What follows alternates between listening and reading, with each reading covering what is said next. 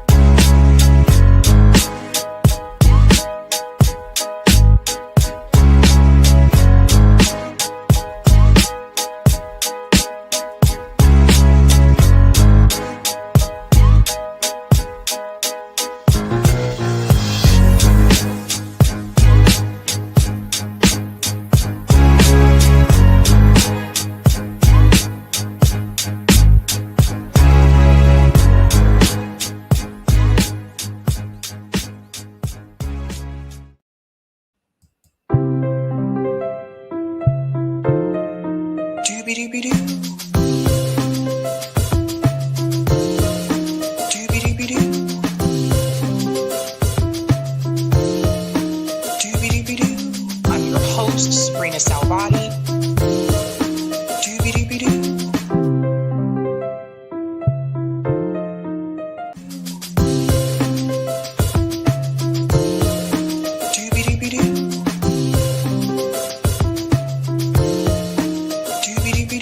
I'm your host, sabrinasalvati.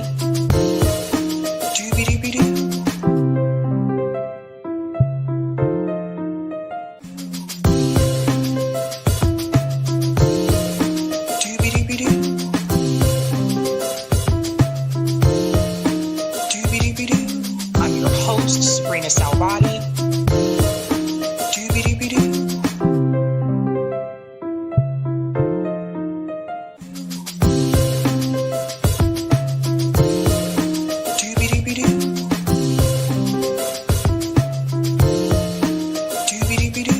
I'm your host, sabrinasalvati.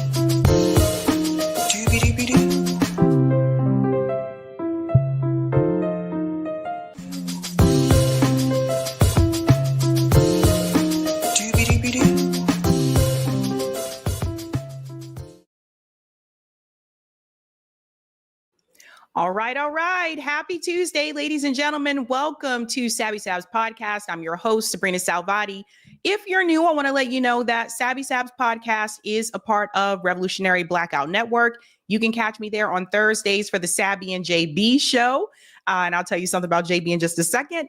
And you can catch me here on Tuesday, Thursday, Friday, and every other Sunday. I want to give a shout out to everyone watching on YouTube, Rockfin, Twitter, and Rumble. And big announcement for those of you who are not aware and you're not on Twitter, my comrade JB is on his way home. Actually, he might already be home. He received a kidney transplant. We are very happy and excited for JB. It came kind of out of the blue. He contacted us. I told you guys he contacted us and told us a couple of days ago that they told him they had a kidney for him. And apparently he's doing very well. I talked to him on the phone the other day and he said that like the doctors told him that it's doing so well that he gets to come home. So I'm really excited about that. Any of you, if you've known people that have been on a transplant list, you know that this is not something that usually happens quickly. And so for JB, like this is a big deal. So first and foremost, let's give our flowers and our kudos to JB. So we have a good show tonight. We will do call in after the show. Tonight's theme is all hell breaks loose. Let's go ahead and give shout outs to people in the chat first. Greetings, Theron says, let me know when Nina Turner says that people shouldn't vote Democrat. Until then, she's part of the problem. Controlled opposition. We'll get into that story tonight. Shout out to CBC Voter says, happy Tuesday, Sabby and Eric. Shout out to Vote Green says, hello, Sabby and family. AOC and Senator Sanders and all progressive Democrats should leave the Democratic Party and join the Green Party. The Green Party will replace the Democratic Party in 2036. Interesting. Well, we have quite a bit to discuss there. Shout out to Tim. Hey, Sabby. Again, I'm convinced majority of Americans are sociopaths. They gives no fucks about these kids. Live streamed a genocide in their face and they go and set up in church, man, bye. Free Palestine. Yeah, it's interesting how that happens. Shout out to Orphelia. Happy Tuesday, everyone. Some people can't seem to get how destructive all these moves Trump is making. With most of the globe afraid to visit the U.S., tourism and the service industry will crash. You know what? I'm glad that you mentioned that. That'll be important when we get to the tariff story. Greetings, New York Varsity. Trump will cut $2.3 billion in funding from Harvard? Question mark there. Harvard is like, do what you got to do. We should not be funding private universities anyway, but I love that Harvard could care less about Trump. Well, tonight I'm going to break down how funding works at universities since I worked at universities for quite some time. I'm going to break down how that works. And I'm also going to explain to you why an Ivy League university like Harvard does receive funding from the federal government. So hopefully that'll make sense to everyone. Greetings, Lauren says, free Palestine. Shout out to Hannah says, Sabby with a smile. Greetings, Dana says, hey, everybody. Shout out to Yin Yang. As America falls deeper into darker times, Sabby continues to lead and light the way on a path to a future with brighter and better days. I've seen better days. I forget who sings that song. What's up, Randy? Hi and good evening, Sabby and revolutionary comrades. Greetings, Crom says, happy Taco Tuesday, Sabby. You just reminded me I haven't had tacos in a couple of weeks, so I am overdue. Shout out to Kimi says, fam, here we go. Greetings, Kill Your Egorger says, I believe someone somewhere said it was doobie time. Shout out to Team Green sends a hello. Greetings, C. Shata says, hey, Sabby. Shout out to Black Rhino says, hey, Sabby, what's up? Greetings, Gup sends peace and love. Shout out to Brown Bunny says, that is my host, the one and only Sabrina MF Salvati. Greetings, Brent says, hola. Hola to you too, Brent. Are you in Hawaii? I've never been to Hawaii. I've always wanted to go. I've heard, though, from friends of mine that have been that you go there and it's kind of like you don't want to leave, right? So interesting. Shout out, of course, to the one and only Air T Red says, all right, back at it. Here we go. Greetings. Jimmy says, hi, y'all. Shout out to B Snaps sends a smile. And greetings. Skylar says, good afternoon, Sabby and Co. Good afternoon, chat. I hope everyone is having an awesome week. And if you're not, tell me who I got to fight. We're going to go ahead and jump in, ladies and gentlemen. Again, quite a bit to discuss tonight. We will do call in after the show. Let's go ahead and give a shout out to everyone who is a Sabby patron. Really do appreciate you, fam, holding down the fort and the lights around me. If you're interested in being a Sabby patron, I have 5 categories here. Ultimate, Sabinators, those Gators. Don't forget about the Sabsters. We also have a group called Sabbies. Maybe you've heard of them. If not, here they are. And of course, we also have members. Thank you guys so much for your support.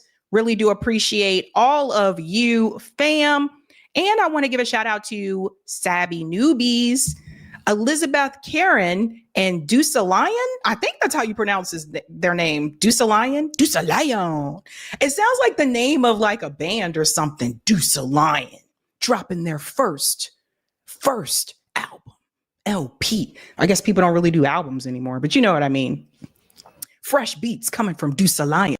Thank you guys so much. Really do appreciate all of your support, fam. Doing the damn thing. Okie dokie.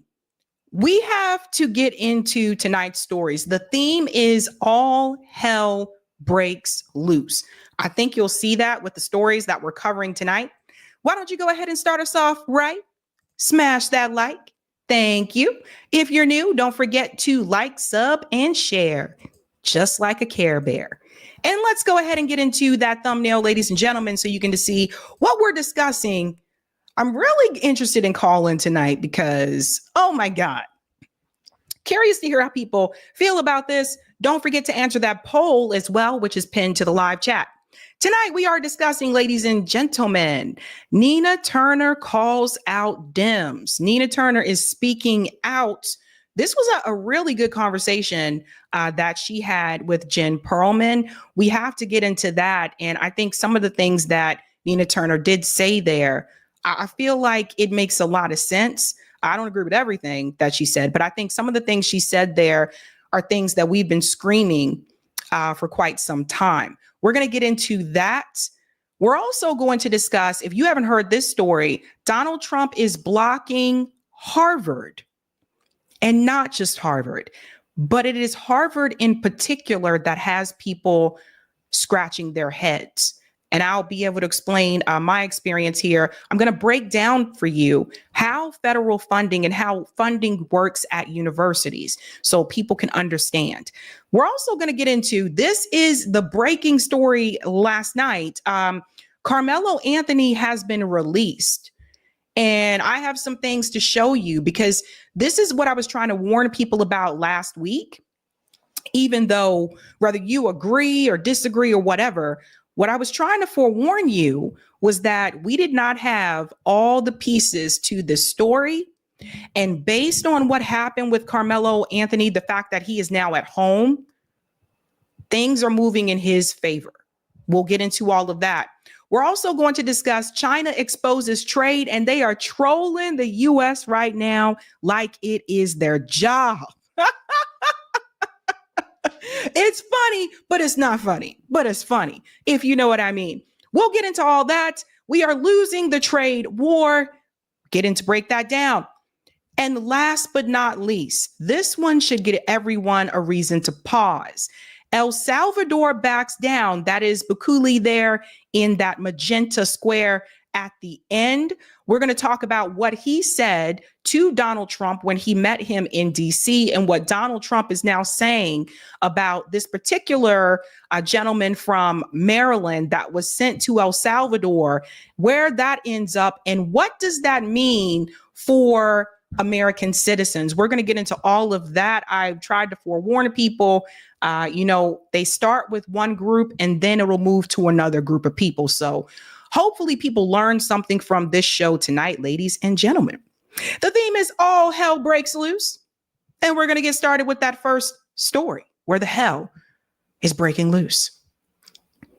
Harvard University is pushing back against Donald Trump's demands. And as a result, Donald Trump has announced that he is going to withhold billions of dollars of federal funding to Harvard University. Now, you may be wondering, why does Harvard University, a school that has the largest endowment, why are they receiving money from the federal government? I'm going to break that down for you. I worked in higher ed for a long time. I know how the funding works, and I know what the funding is that these schools receive from the federal government. I'm also going to explain to you how endowments work so you understand how money moves around at these universities. Let's get started here with this clip from CNN. Oh, yeah, buddy. It's a fight. The major clash is now unfolding between President Trump and his battle against some of America's top universities, announcing this evening more than $2.2 billion in federal funding has been frozen for multi-year grants and contracts at Harvard. That comes after Harvard said tonight that it was rejecting a list of demands from the administration on sweeping changes and would fight back against them. Those demands came from a federal task force that the administration says is combating anti-Semitism on college campuses following protests against the war in Gaza. But the list of demands included things like dismantling diversity initiatives, auditing academic and hiring practices, and also installing leaders who are committed, the White House said, to implementing the changes they want to see. Pause. Everyone take a moment and look at this list. These are the demands. Governance and leadership reforms, merit-based hiring reform, merit-based admissions reform, which, by the way, when it comes to merit-based admissions reform, don't forget the Supreme Court outlawed affirmative action for admission purposes for universities. So no universities are doing that. And that was before Trump was president. So just keep that in mind. We'll go on here. International admissions reform, viewpoint diversity in admissions and hiring, reforming programs with egregious records of anti-Semitism or other bias. Pay close attention to this one, or other bias. That can include a multitude of things, right? That isn't just, or you have a program that is dedicated to talk about Palestine, like Palestinians or whatever. This isn't just about Gaza. Okay, so there are a number of things that they could say, no, you can't have that program anymore. I told you a couple of days ago, they're trying to go after the slavery portion at the National African American Museum of History in DC. They want that gone. It was announced today that they are withholding funding from the African American Museum here in Boston, Massachusetts, which I've been to. I like going to museums, so I've been to a lot of these mofos, okay? Especially ones that are free. So everyone needs to pay attention to other bias. That could be whatever they think it is. And notice how they're willing to go this hard in the paint for Israel. You never see them go this hard in the paint for any other group in this country. And I said it, damn it. Pay attention to what is happening right in front of you. I don't care what race or religion you are. Pay attention. It also goes on to say here, student discipline reform and accountability, discontinuation of DEI, whistleblower reporting and protections, transparency and monitoring. This is interesting. Whistleblower reporting and protections, but it depends on what they're blowing the whistle about, right? So take that into consideration. We saw a response from Harvard tonight, and the legal team responding to that saying, quote, the university will not surrender its independence or relinquish its constitutional rights. Neither Harvard nor any other private university can allow itself to be taken over by the federal government. Now, Harvard's $9 billion that's at stake here is just a fraction of the billions that the Trump administration has been targeting at schools across the country. Notice it's not just Harvard. Columbia, Northwestern, Cornell, Brown, Penn, Princeton, Johns Hopkins for some random ass reason. But these are just a few of the universities that the White House is targeting. So I do want people to understand this is not just about Harvard, but Harvard is the one that's in the news because they received the largest endowment, $9 billion to be exact here. They received the largest, they have the largest endowment, but they receive a lot of federal funding as well. So you can see the funding that each school receives here, right? So Harvard does receive $9 billion. Harvard's decision, though, appears to be the first time that we have seen a school directly refusing to comply. This comes as the Harvard faculty chapter of the American Association of University Professors and its national counterparts sued the Trump administration. My source tonight is the Harvard law professor and general counsel of the organization. At the heart of this lawsuit, Andrew Manuel Crespo is here in his first TV interview since that suit was filed. And so thank you so much, sir, for being here. Given all of these developments happening tonight, can I first just get your response to the administration saying tonight that it's going to have this $2.2 billion freeze? What kind of impact does that have? Well, thanks so much for having me. And while this cut is obviously deeply disappointing and a real blow, not just to Harvard, but to higher education across the United States, it's not exactly unexpected. The Trump administration has been threatening to withhold and then withholding millions and then billions of dollars from some of the leading institutions of higher education in the country.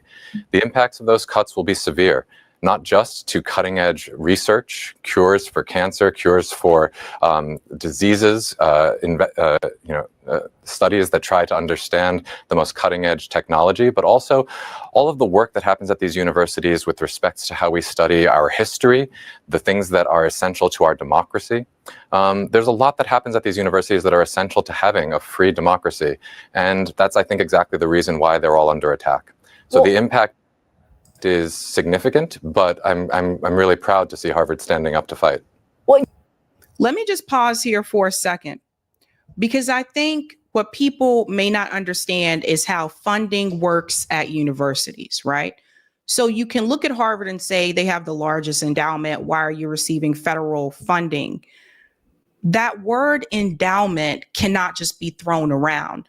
when you have an endowment, these aren't funds that you can just go and grab and say, okay, we have a rainy day. We're going to use these funds to help pay for said thing. That's not how it works. You can't just go and grab that money, right? Now, we can have another conversation another day about how funding should work at universities and how they should be able to use these funds freely and appropriately as they deem fit. But when I get into the endowment part, you'll see this, and I'll explain why they can't just grab that money. That's not how it works. You filed your lawsuit before we saw how Harvard was going to respond tonight. And essentially, you were arguing that the threat to cut this funding violates free speech and other First Amendment rights here. Given Harvard is the first school that we've seen respond this way, how does that impact your lawsuit? And what does that mean for this going forward? Well, I think the Trump administration's decision to cut $2.2 billion from Harvard tonight makes clear just how essential this lawsuit is and how critical this fight is, and why it's so important for Harvard and really every university in the country to take a stand at this critical moment, because this is a clear, unquestionable violation of First Amendment rights. You mentioned some of the demands that the administration has made of Harvard. It includes things like trying to appoint a federally named oversight official to do an audit of every course, every department at Harvard to see if we have ideological balance to meet the Trump administration's test for what we teach and what we say at these universities. It's a transparent effort to change what is taught, what we say in our classrooms, what we teach our students, to make sure that the only things that are actually said on university campuses are things that the Trump administration wants to hear and wants to be said. This is a move that happens in countries across the world when there are efforts to try to make an authoritarian play in government. Institutions that are essential to civil society, like the press, like the courts, like the legal profession, and universities are the first to come under attack. And that's what we've been seeing over the first few weeks of this administration, with that attack on universities full and hard now. And this is the moment when it's so essential for those universities to take a stand.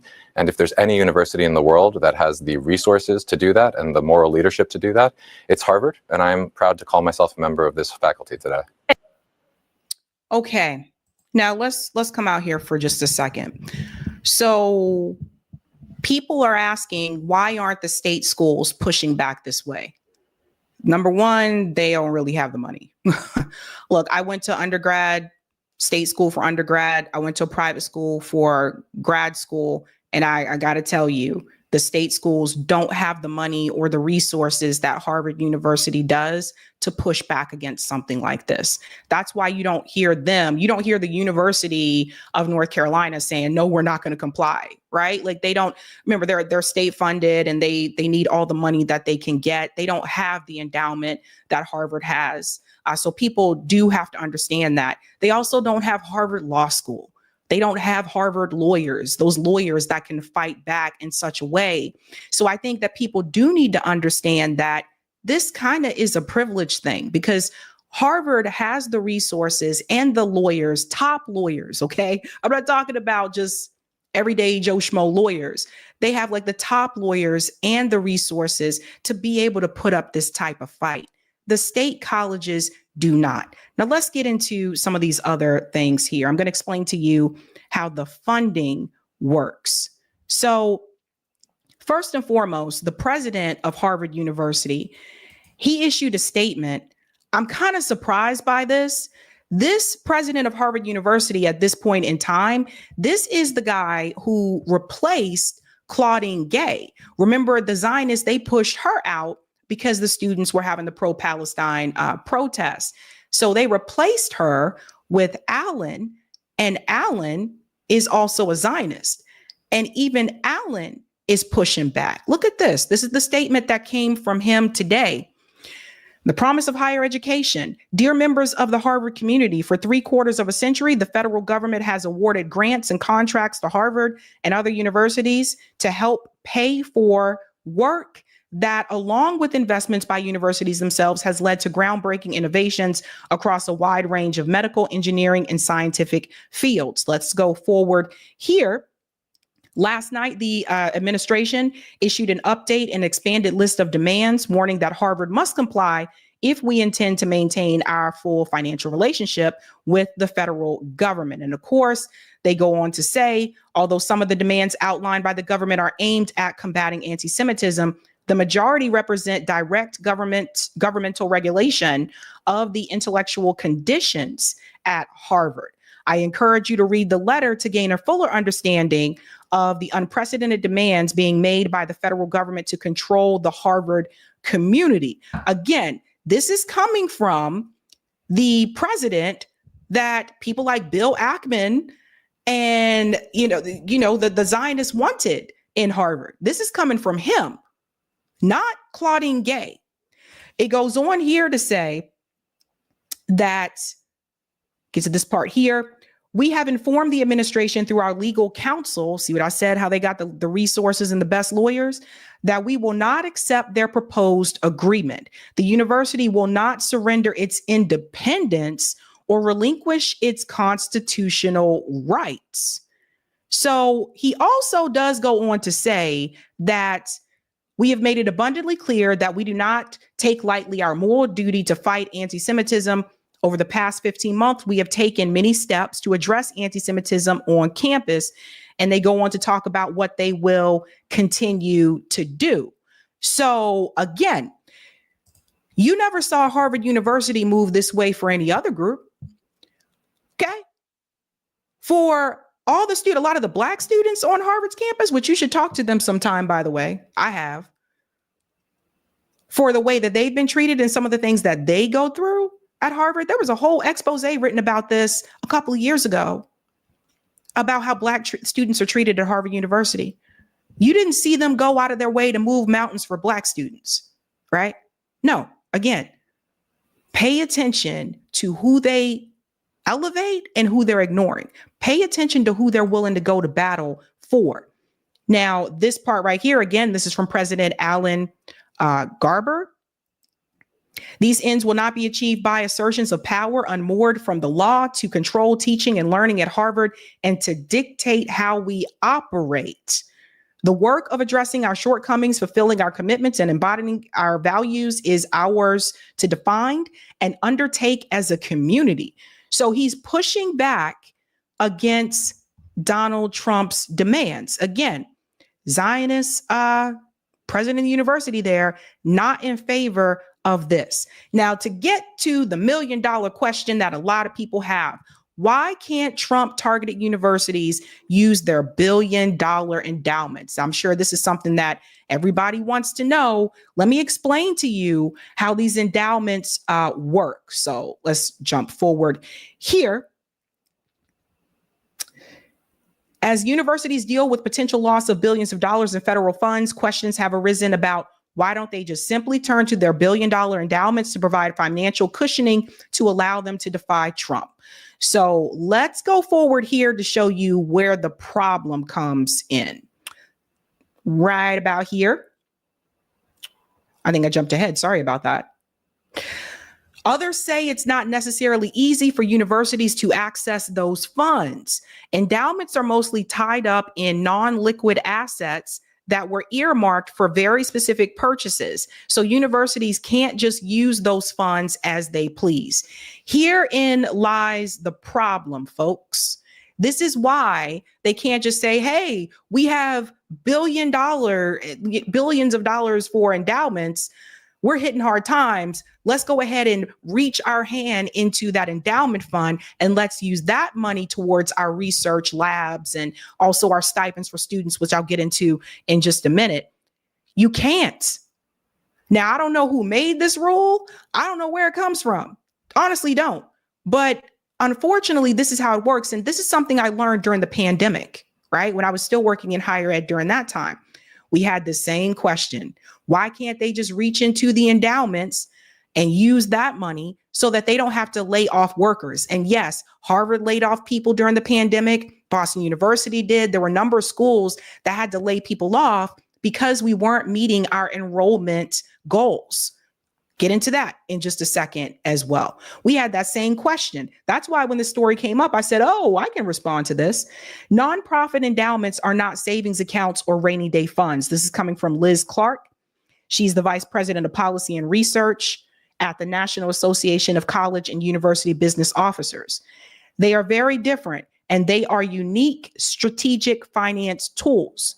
Endowments are managed in a way that those organizations can rely on them for support in the here and now, but also far in the foreseeable future. An endowment is a collection of thousands of contracts with donors who made contributions for specific purposes like financial aid of scholarships, she said. They also often promote scientific research and medical enterprises, she also went on to say. The endowment is also intended to support these causes over time, meaning schools must manage donations by investing them in stocks, real estate, or private equity to deliver on that purpose today, but also be able to utilize decades from now and beyond. So let me just make this plain English for people. These endowments are only to be used for specific items, right? So if you have an endowment that was donated, let's say by Robert Kraft, because I know that he donates to Harvard University. If you have that endowment that was donated by him and that money was set to be used towards, let's say, the basketball team or something, not like they're a great basketball team, but let's just use that as an example, right? You can't then go into that pile of money and say, I'm going to take this money and use it towards the research labs, or I'm going to take this money and use it to pay staff so that we don't have to lay anyone off. And by the way, believe it or not, with as much money as Harvard has, Harvard does have layoffs. I know people that have been laid off from Harvard. So that therein lies the problem. That's with the endowments. Now, I know you're asking this question. How does the funding actually work at Harvard University? Let's get into this a little bit, folks. Okay. The funding cut is a substantial slice of the university's budget. That's that $2.2 billion that they want to cut. By comparison, the amount distributed by Harvard's endowment for the fiscal year ending in June 2024 was $2.4 billion, which encompassed nearly 40% of the university's total operating revenue that year. The university's defiance makes it the first educational institution to push back against Trump. Let's get into a little bit more here with the numbers. Where does Harvard's funding actually come from? Universities, along with hospitals and nonprofit organizations, rely on endowments, permanent investment funds that generate returns to help fund these entities. I explained what endowments were, so let's go on here. Harvard's endowment is made up of more than 14,000 funds. In addition to its endowment, Harvard supplements its funding through tuition, which costs $86,900 for undergraduates for the academic year of 25 to 26. Education revenue made up 21% of the total revenue for the university, though many students are exempt from such contributions. Around 55% of undergraduates receive need-based scholarships. And for this academic year, the university announced that families that make under $100,000 would not have to financially contribute towards education. These are just some of the examples where the money goes, right? A little bit more here. Other alumni donations also help generate revenue for the university to operate. Philanthropy represents 45% of the university's revenue for 2024, which includes the net endowment distribution of other gifts. Federal sponsored research for that year made up 11% of the university's revenue, compared to 5% the institution receives from non-federal organizations. Government grants, however, are often multi-year streams of funding. Pulling this funding could put some long-term research efforts at risk. Let me break this down and tell you what they mean by this, especially when we talk about the PhD students. So I worked with PhD students, I worked with undergrad, I worked with master's students. So I know about all of this. PhD students in particular, the way it usually works, especially if you're going into the sciences. So let's focus with that because that's the area where I, primarily worked. When you are accepted into these universities as a PhD student, you are given a stipend. Well, that money comes from somewhere. Oftentimes that money comes from the federal government in a form of an NIH grant. That's the National Institute of Health. Your first year as a PhD student is kind of your discovery period. That is where you will take that opportunity to take your courses that you need to take. You will also have exams that you need to pass that are not a part of those courses. These are those qualifying exams to go along with that. That is the period when you will attend seminars that are hosted by different faculty members that are talking about their research. So that's your time as a student to try to decide if you want to work with so-and-so's research lab or this person's research lab. So that first year, you're mainly just taking your core classes that you need, and you're trying to figure out which research lab that you want to get into, right? Who you're interested in, and then they have to be interested in you as well. That stipend comes from the federal government. So to give you an idea of how much that stipend is, when I worked at these schools, these students were receiving, on average, the stipend was like $34,000 a year. And that's in Boston. So just keep in mind, that's nothing here.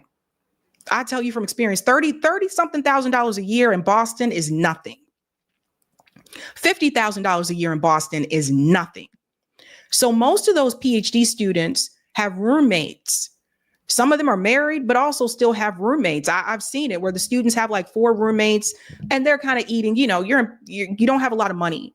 So this is why when I hosted events for them, I would always have food, because I remember there were students even at that point in time eating like Top Ramen or like Easy Mac and stuff like that, trying to conserve that money, because obviously that is money that they're using for their rent. Now we can get into a whole other conversation about why doesn't the university have more on-campus housing? That's a whole other conversation. So imagine you're making $34,000 a year. You live in Boston, you have roommates. So you got to really make that money stretch. On top of that, if you're wondering why they receive a stipend, is because as a PhD student, that is a full-time thing. You are not getting another job. There is no, I'm a PhD student at BU and I also work part-time at the convenience store. No. Because the research is continuous. So you may have classes during the day, but you're in the labs in the evening. I remember there were times where students were sleeping in the labs. There were students getting out 1, 2 o'clock in the morning, working on research. Long story short, it's cheap labor. It's exploitive. And I've talked about this before. The PhD students basically exist to help faculty members with their research, and they pay them very cheaply.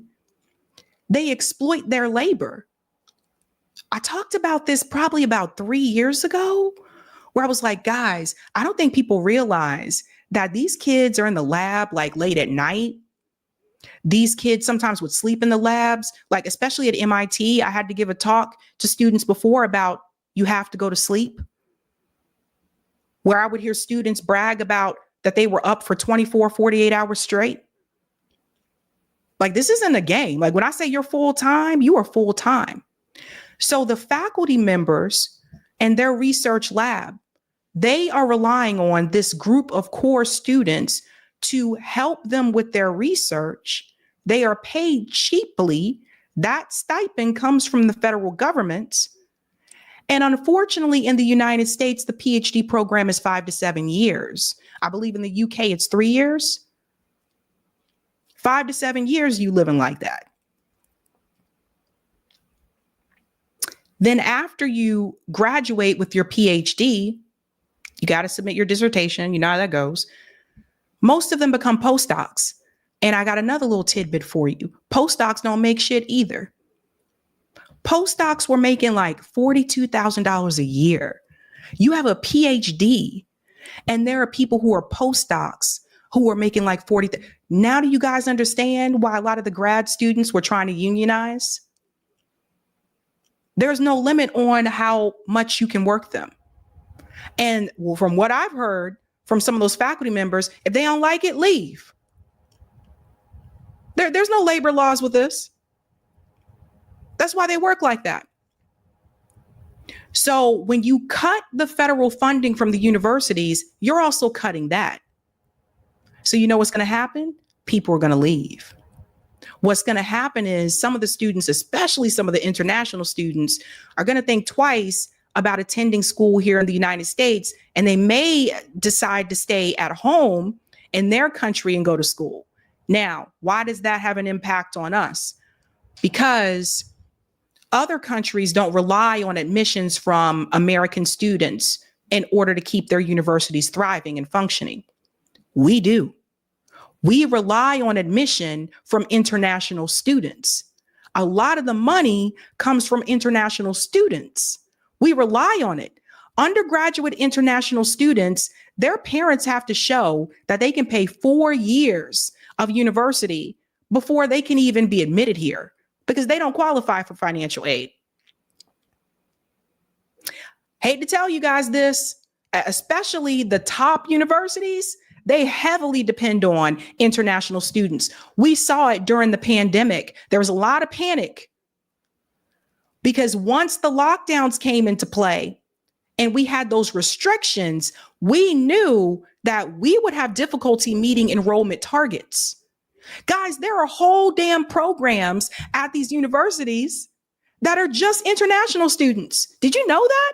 Did you know the Master of Science in Mathematical Finance program in the United States? Check all the schools if you want to. Did you know that the majority of students in those programs are international students and most of them are from China? We're talking about whole programs that could collapse because these schools have depended on international enrollment for so long. Now you'll say, what about the American students? Why not bring them in? What about these guys? I've been saying that for years. Unfortunately, you run into a number of situations. Number one, we don't really have a middle class in this country anymore. If your parents make too much money, you know you're not getting any financial aid. And then a lot of the students, they fall in this bracket where their parents don't make enough, but they don't make too little to get a full ride. So you're going to need some type of financial aid. That's another thing when we're talking about federal funding. In other words, people will be laid off. People will lose their jobs. That's what happened during the pandemic.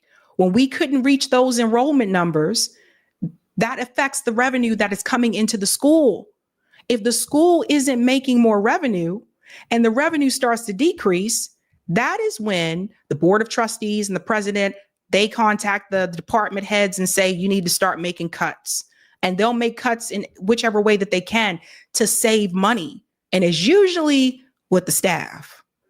Because they're not laying off faculty members like that. It's usually with the staff that they get rid of. Now, there's a number of ways to combat this. Number one, I never understood, and I worked with these programs. I never understood why the PhD takes 5 to 7 years in the United States. I never understood why they make these students take these courses that they already took in undergrad or their graduate program. Whereas you go to some of the universities in like the UK, you can jump right into the research. So that's one thing. But they want to make money and all that. When we talk about the research at MIT, the research labs never close. Never.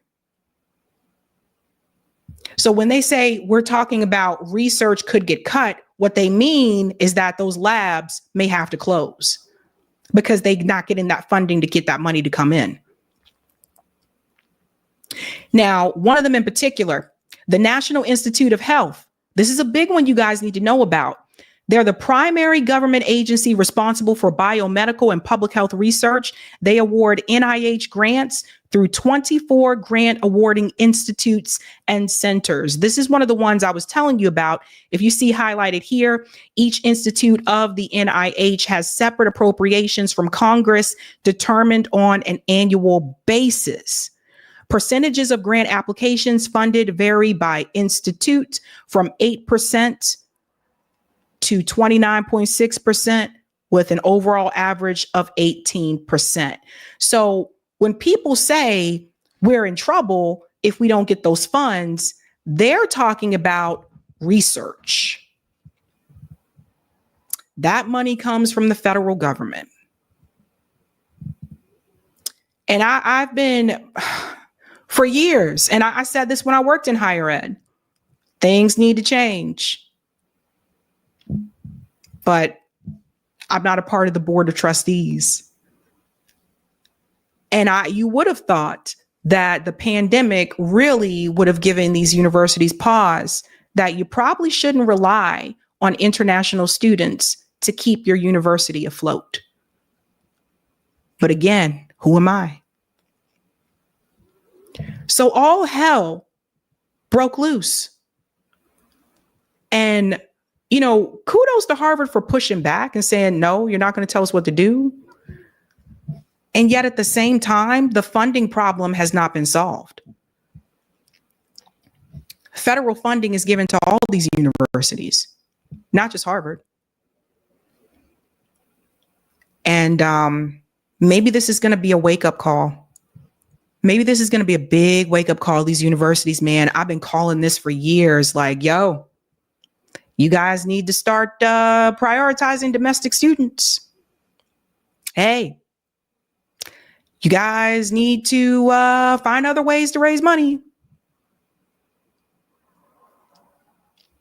But who am I?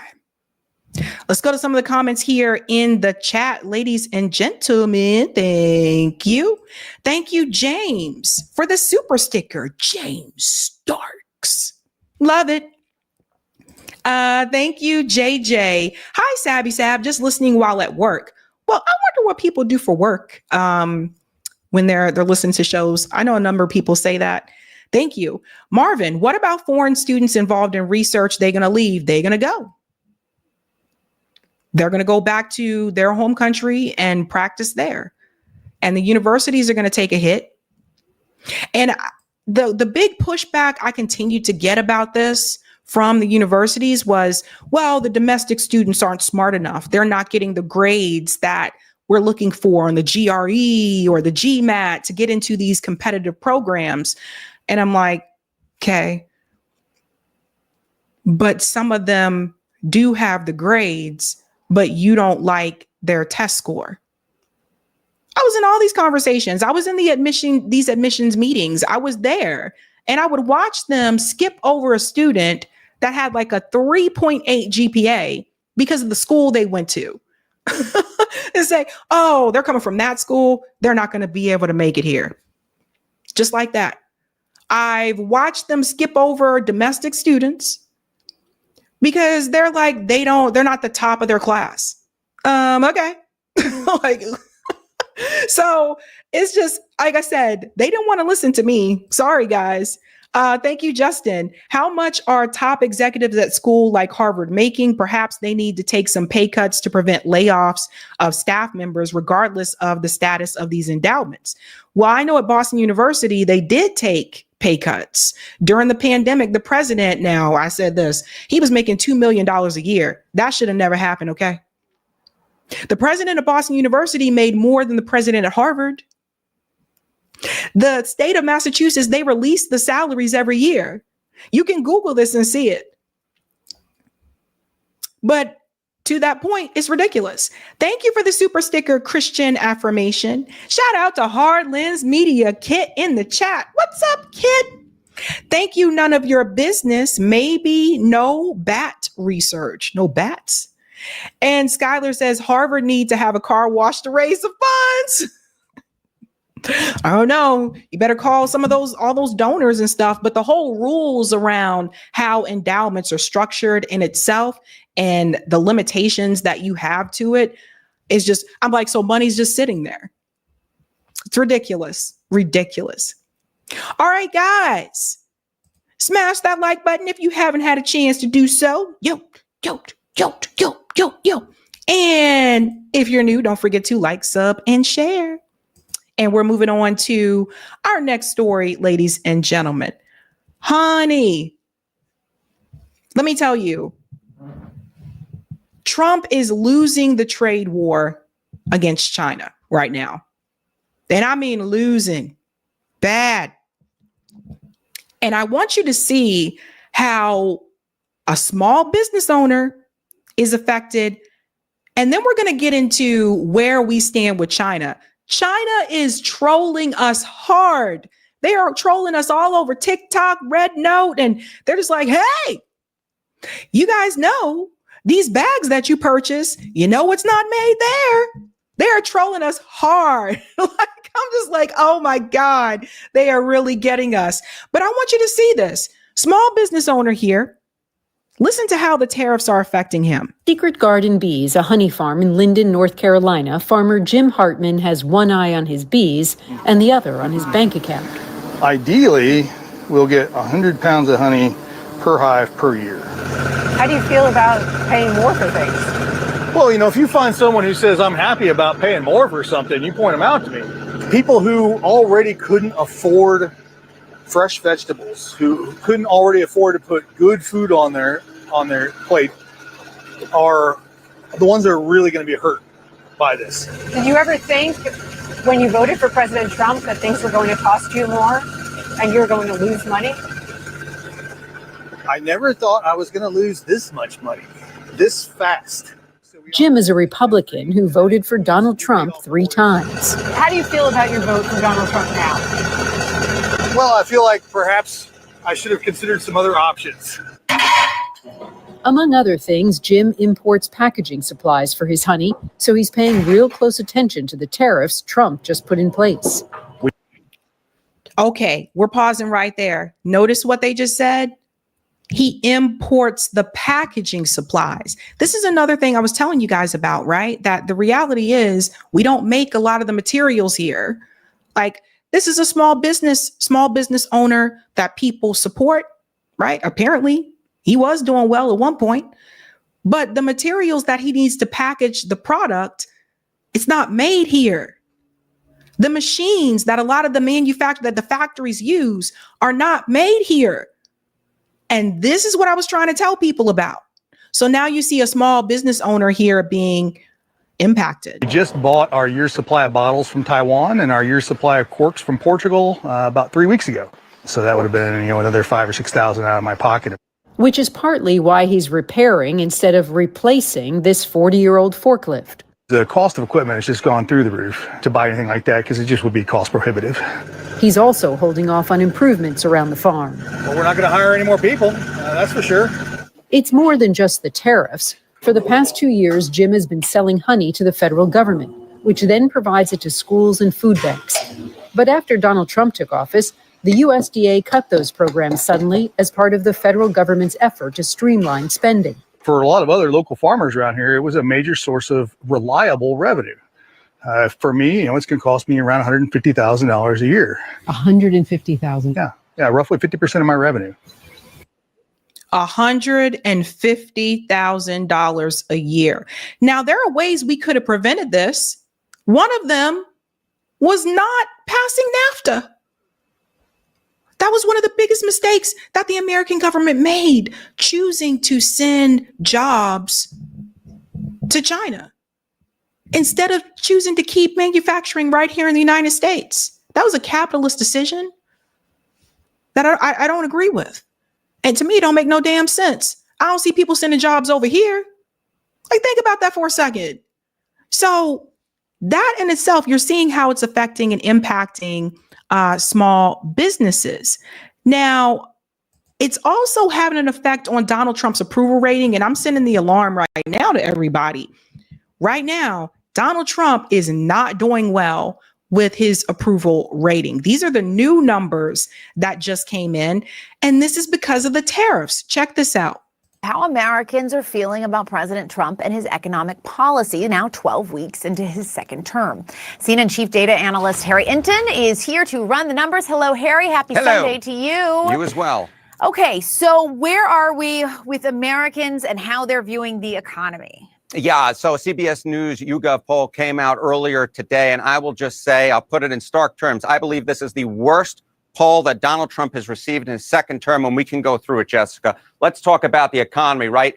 Think the economy is getting worse. Back in November, it was 42% of Americans. You don't have to be a genius to follow this timeline. By February, it was 49%, March, 51%. Look at where we are now, 53%. The clear majority of Americans think the economy is getting worse. And that number is rising. When Trump, of course, won that second term, it was 42%. Now we're up 11 points. The clear majority, 53%. This poll and this number in particular is no bueno for the president of the United States, Jessica. Harry is always so animated. He's funny to me. He's like, is no bueno to the United States. But look at the numbers, guys.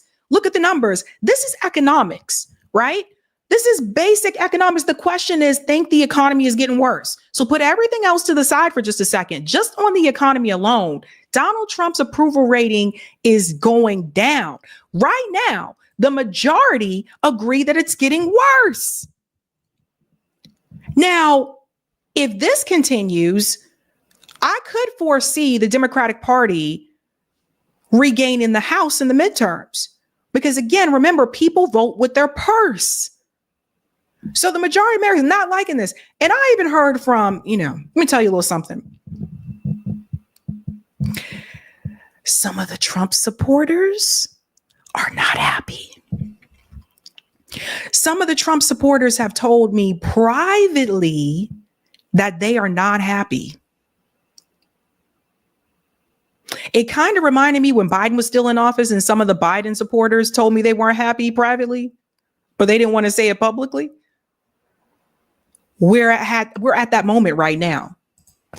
And who are they blaming for what they are seeing as an economic downturn? Yeah, okay. So obviously you had Joe Biden before you had Donald Trump. And of course, Donald Trump would say, Joe Biden left us in a horrible state and I have to help dig us out of it. All right. So let's take a look here. More responsible for the state of the economy or the economic state. In March, CBS News asked about inflation and 38% said it was Joe Biden who was more responsible compared to 34% who said Donald Trump. Let's jump forward to now in the month of April. Look at this number. 54% of Americans say that Donald Trump is more to blame for the state of the economy than Joe Biden. Joe Biden's number has fallen from 38% to 21%.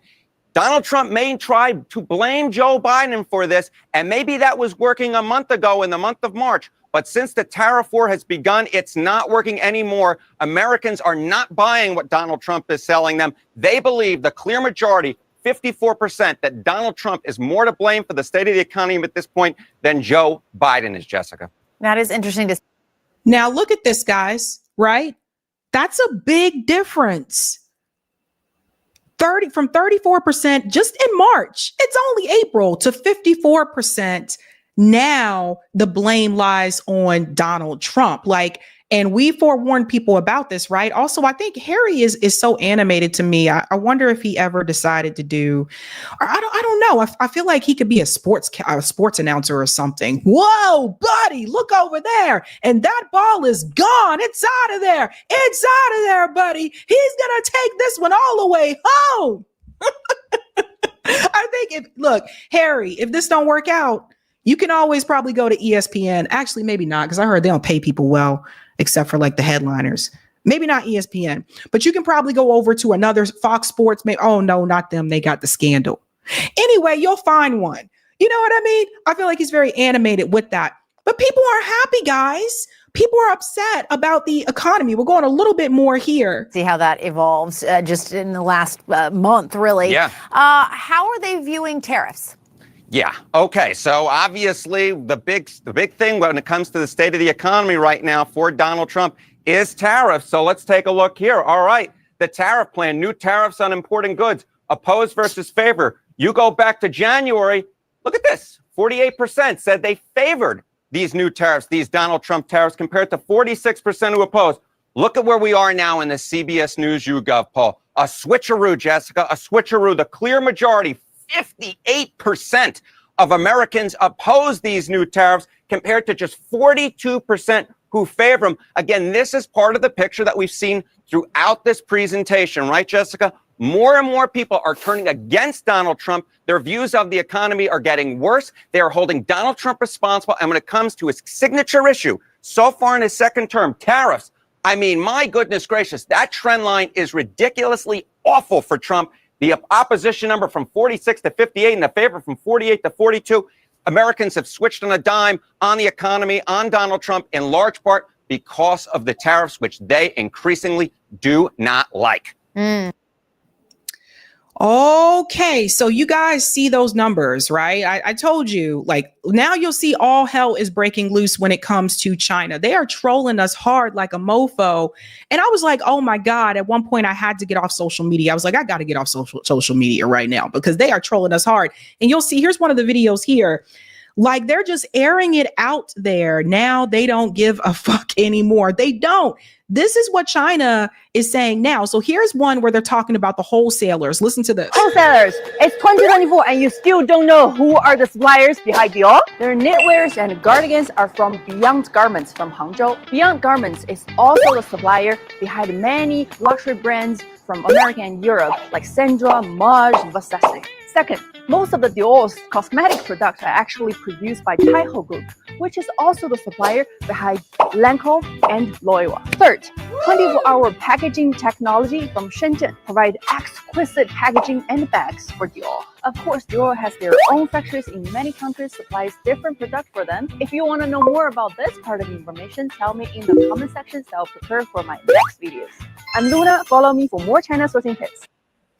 That's just one. So you see what they're saying? Some of these high-end brands like Dior, etc. Look at where they're really getting a lot of this from, right? Here's another one here. China over on TikTok openly exposing major luxury brands, charging up to 100 times the cost to make luxury items. This video is only one of a huge number. Here's another one. They're calling out Gucci. Your made in Italy Gucci 80% come from Chinese factory. They just add the logo in Europe to make you pay the price of 10 times. Close your eyes. If your hammer says made in China, does it feel cheaper? No, that's not quality issue. It's luxury brand washing. Fun fact, the hand stitching your product, 42% are Chinese artisans. We don't do cheap. We do underrated luxury. Why pay 2,000 Europe for Parisian air? Same leather, same craft, just without the European fairy tale facts. Be a luxury rebel. You can shop on Chinese platforms such as Taobao, 1688, Tianmao, Jingdong. You can even go directly to Guangzhou, Yiwu, Quanzhou, Wenzhou to buy. Don't know how to buy, how to pay, or arrange delivery? Just PM me. GoNest to provide free shopping guidance and shipping services for you. So they're out there putting out the warehouse information and like, hey, you can get these items a lot cheaper if you just go to this warehouse here, da da da da da. And I told you guys before, like a lot of these companies were overcharging for these items. It's why, like, I still to this day, look, let me tell you ladies something. If you want to buy one of the expensive handbags or whatever, don't get it from the company. You can get those handbags off Poshmark. You can get those handbags at TJ Maxx. You can get them at Marshall's. I'm not kidding. People are like, oh, that's not the real thing or da-da-da. It really is a waste of money. Like, I'm hearing about people paying $1,000, $1,500 for a handbag and then only for you next year to say it's out of season, so you got to get a new one. No, fuck that. Every Kate Spade purse that I have, I got from Poshmark, and I never paid over $50. That's a little secret from Sabby. Don't nobody know.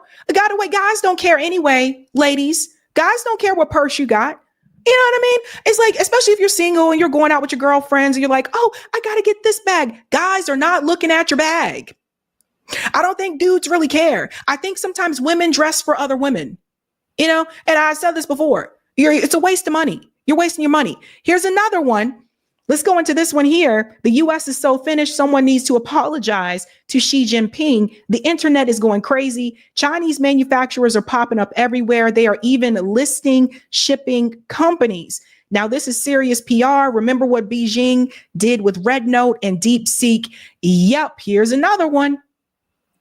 How to ship goods from China to the US is very simple. You can log into GoNest to obtain your warehouse address in China. Just instruct your supplier to ship the goods to the address. Next, we will inspect the goods, handle custom duties, and provide door-to-door delivery service from China to anywhere in the world.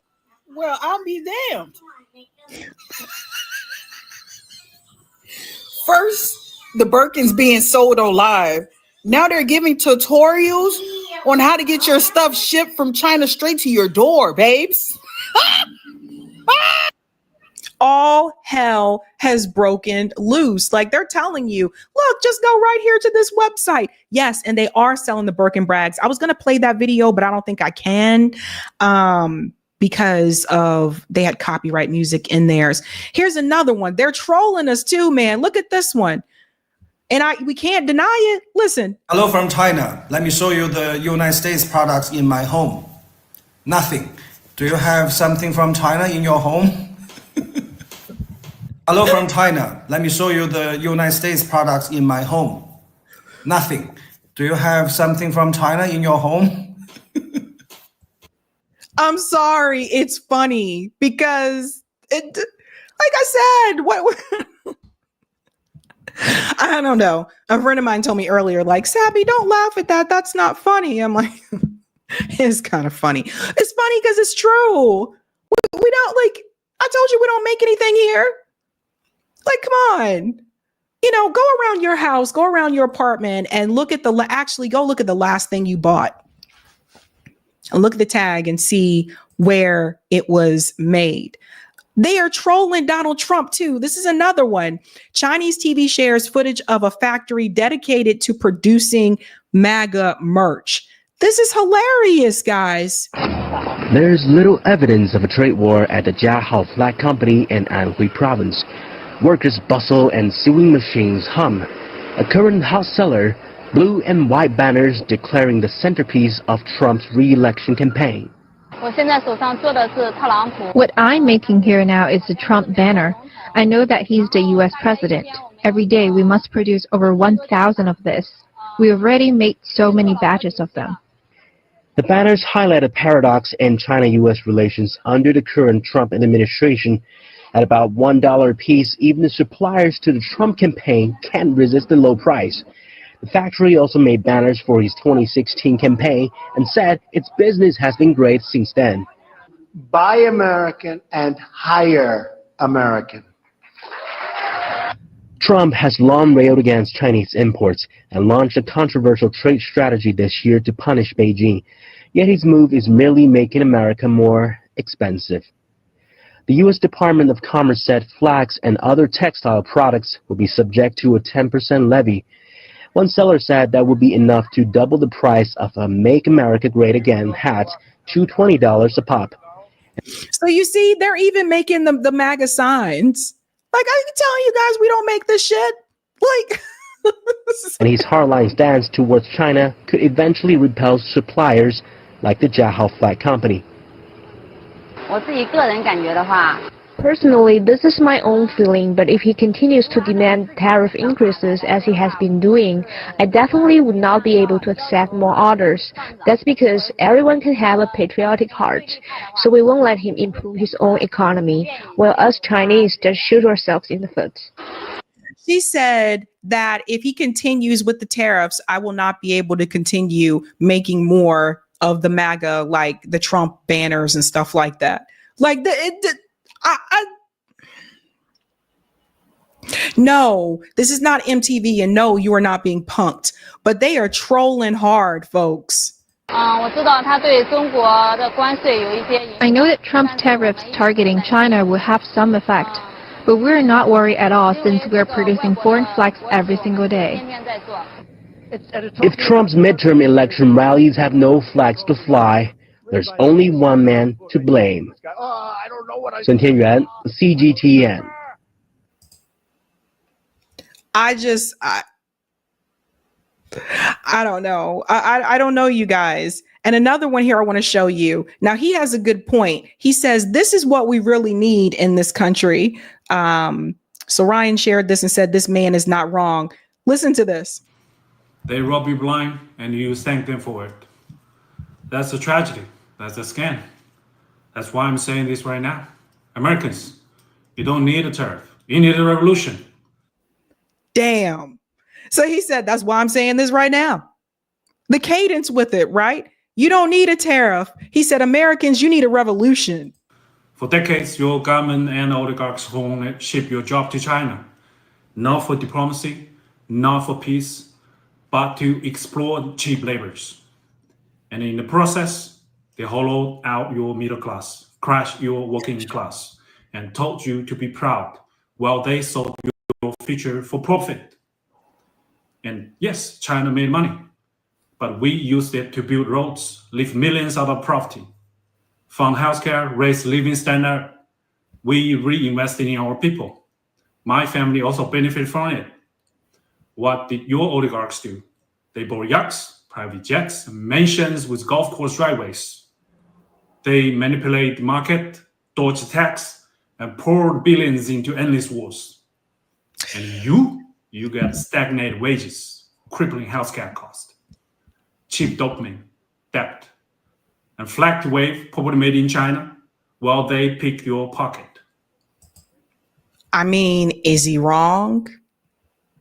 For 40 years, both China and the United States benefit from the trade, the manufacturing, but only one of us use that wealth to build. This isn't China's fault. This is yours. You let this happen. You let the oligarchs fit your lies while they made you fat, poor, and addicted. He called us fat.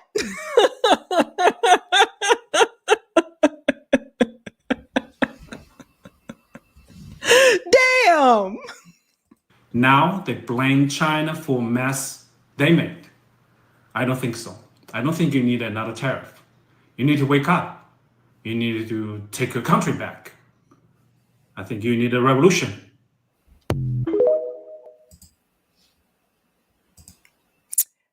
Damn.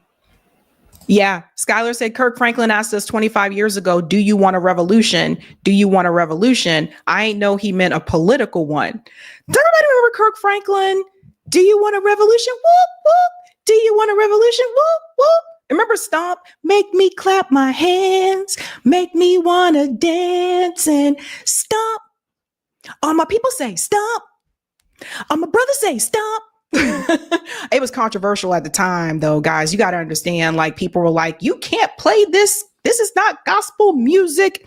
This is secular music. Kirk Franklin should not be played in the church and da-da-da-da. And it was a big deal at that point in time. But I thought that, I mean, honestly, people who weren't even religious were like, the Stomp song, they were like, yeah, make me clap my hands, make me want to dance. And also it was a way to get younger people into church, to be honest with you. Because people were like, honestly, like, if the choir sounded like that, I'd go.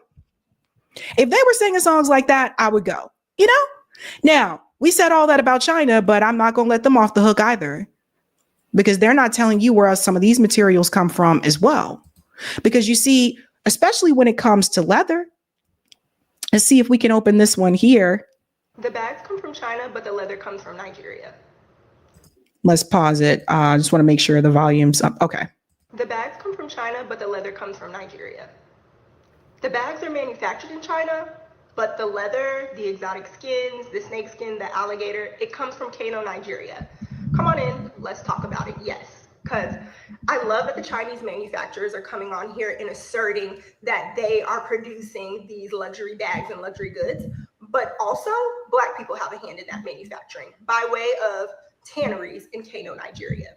So a tannery is an institution, a business in which you are converting animal products like skins, leather, suede, alligator skins, snake skins, all kinds of exotic skins into textiles so that they can be used for goods, clothing, bags. And Kano, Nigeria is headquarters, world headquarters for this practice. And they have long since been headquarters for hundreds of years. So I interviewed during the pandemic a man named Winston, and he leads a business out of Kano, Nigeria called Winston Leathers. And they are actually a third generation tannery. So he confirmed that his tannery produces leather goods and exotic skins for brands like LVMH, so Louis Vuitton's portfolio of brands, Ralph Lauren, many other luxury brands. And I interviewed him on Twitter. I'll link to that thread so you can go back and read it. But yeah, he shared that this practice of providing exotic skins to the world, but specifically to China, goes back to the Silk Road, when traders in Mali were providing leather goods up through Morocco and on into Asia. Moroccan leather is known for its quality, and Winston actually shared that Moroccan leather can be traced back to Kano, Nigeria, and it's actually Kano leather. So I love how she's doing her makeup while she's explaining this. I love all the conversation that Chinese manufacturers have started around like amplifying that those goods are produced and manufactured in China. I want to go a layer deeper and talk about how Black people are actually contributing to the manufacturing as well, because the leather goods and the exotic skins that make up those bags that they're putting together in China actually started on the continent of Africa. There you go. So yeah, we're not going to let China, I'm not going to let you get off that easy. Like, you got to talk about this too, because they are also participating in exploitation, right? There's a lot of resources in Africa, you guys. And it is, I feel like, you know, Western media wants you to believe that Africa is a poor continent. It's not. Africa is rich in resources. It's been robbed over and over again, right? So that's important for you to hear that piece as well. But yeah, man, they're trolling us really hard. We're not winning this trade war against China, which I didn't think we would. And it would be different if we didn't actually need, if we didn't even need like products or materials from China, but we do. What could have prevented this? Not having NAFTA for one, not sending those jobs to countries like China. Then we wouldn't have to worry about that. Imagine if Ford continued making parts for autos right here in the United States. Imagine if, I say autos because a lot of the car, this is what they do, right? They realized it was cheaper to get those parts made in other countries. And also countries like Mexico too. It's not just China. Imagine if those things didn't happen. Imagine if NAFTA didn't happen. Something to think about. Let's go to some of the comments here in the chat, ladies and gentlemen. Hey, hey, hey. Yin Yang, Trump is losing and everybody across the world sees it. Hotspot Casino, I don't like China because they're traitors towards Africans, but this is where America will lose. Shout out to Ibrahim Traore as well. Itole says weave price is about to go up. That's another thing. For those who own hair salons, that's another one. MBD, laughing while drinking Brazilian coffee, wearing my Italian shoes, British trousers, and eating French cheese. Thank you, Barbara. He is yelling because he's so happy to criticize Trump. Yeehaw. Ravina says, I watch Candace. This is real. Her audience is saying Trump was a mistake. Interesting. I haven't seen her in a while. It looks like she's mainly covering Hollywood. I could be wrong, but that is interesting. Bougie said, not my Dior. Totally. Even in Italy, many of the clothing factories are Chinese owned. Thank you, Dolan. Sabby, Abby, excellent commentary. Great show. Great energy tonight. Thank you. Thank you, Tim. Somebody said Trump's wig is made in China too. Oh boy. Thank you, Mountain Man. Communism can never troll people with the First Amendment. They can bash USA, but better not bash China. Skylar says, oh, we talked about Kirk Franklin. Thank you, Roger. NAFTA, Canada, Mexico, not China, PNTR 998, and WTO 2K China. I don't know what that means, but maybe you can talk about it on call-in. Thank you, Mike. NAFTA was a code for pink skins in pneumonia for Black folks. Stay safe, Sabs. And thank you, China. Thanks for saying how the U.S. and China both exploit. Because they wasn't going to get away with that easily over here. Eric, can we go to part 2 of Type VNC? Yeah.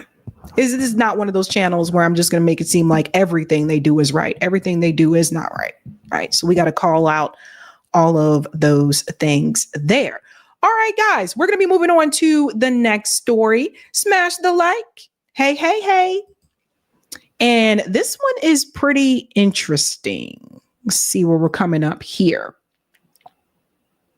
Oh, yeah, the Nina Turner one. Okay. So, yeah, man. People are talking about this appearance that Bernie Sanders made at Coachella. And that was part of the discussion that Nina Turner had last night with Jen Perlman. And I thought something that Nina said here was pretty interesting. Now, one of the things that I've said before about these rallies, the oligarchy tour, right, is that it seems like to me, they are not going into the belly of the beast, right? They're not going into the areas that you really need to win. What do I mean by that? Democratic Party can't win without the African American vote. I didn't make the rules. That's just how it is. The Republican Party doesn't need the black vote in order to win. Democratic Party does. And I think they thought that they could try to replace us with other people and still win. I think Kamala Harris thought that if she got more women to come out, then that would, help put her over the edge or something. No, no, no, not at all. Right. But they're not going to Flint. They're not going to Jackson, Mississippi, Detroit, Baltimore. They're not going to areas where there is larger Black populations. Someone mentioned, well, they went to LA. There's not as many Black people in LA as you think. And you compare it to other major cities in the country, we're not really out there like that. Then, yeah, there are Black people in LA, but when you compare it to cities like Baltimore, right? When you compare it to like Flint, Michigan, when you compare it to Jackson, Mississippi, there's a big difference there.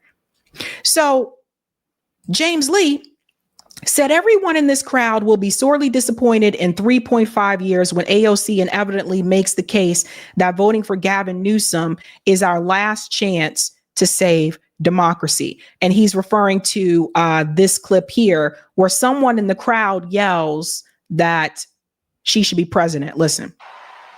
Now, I want to say a word about my daughter.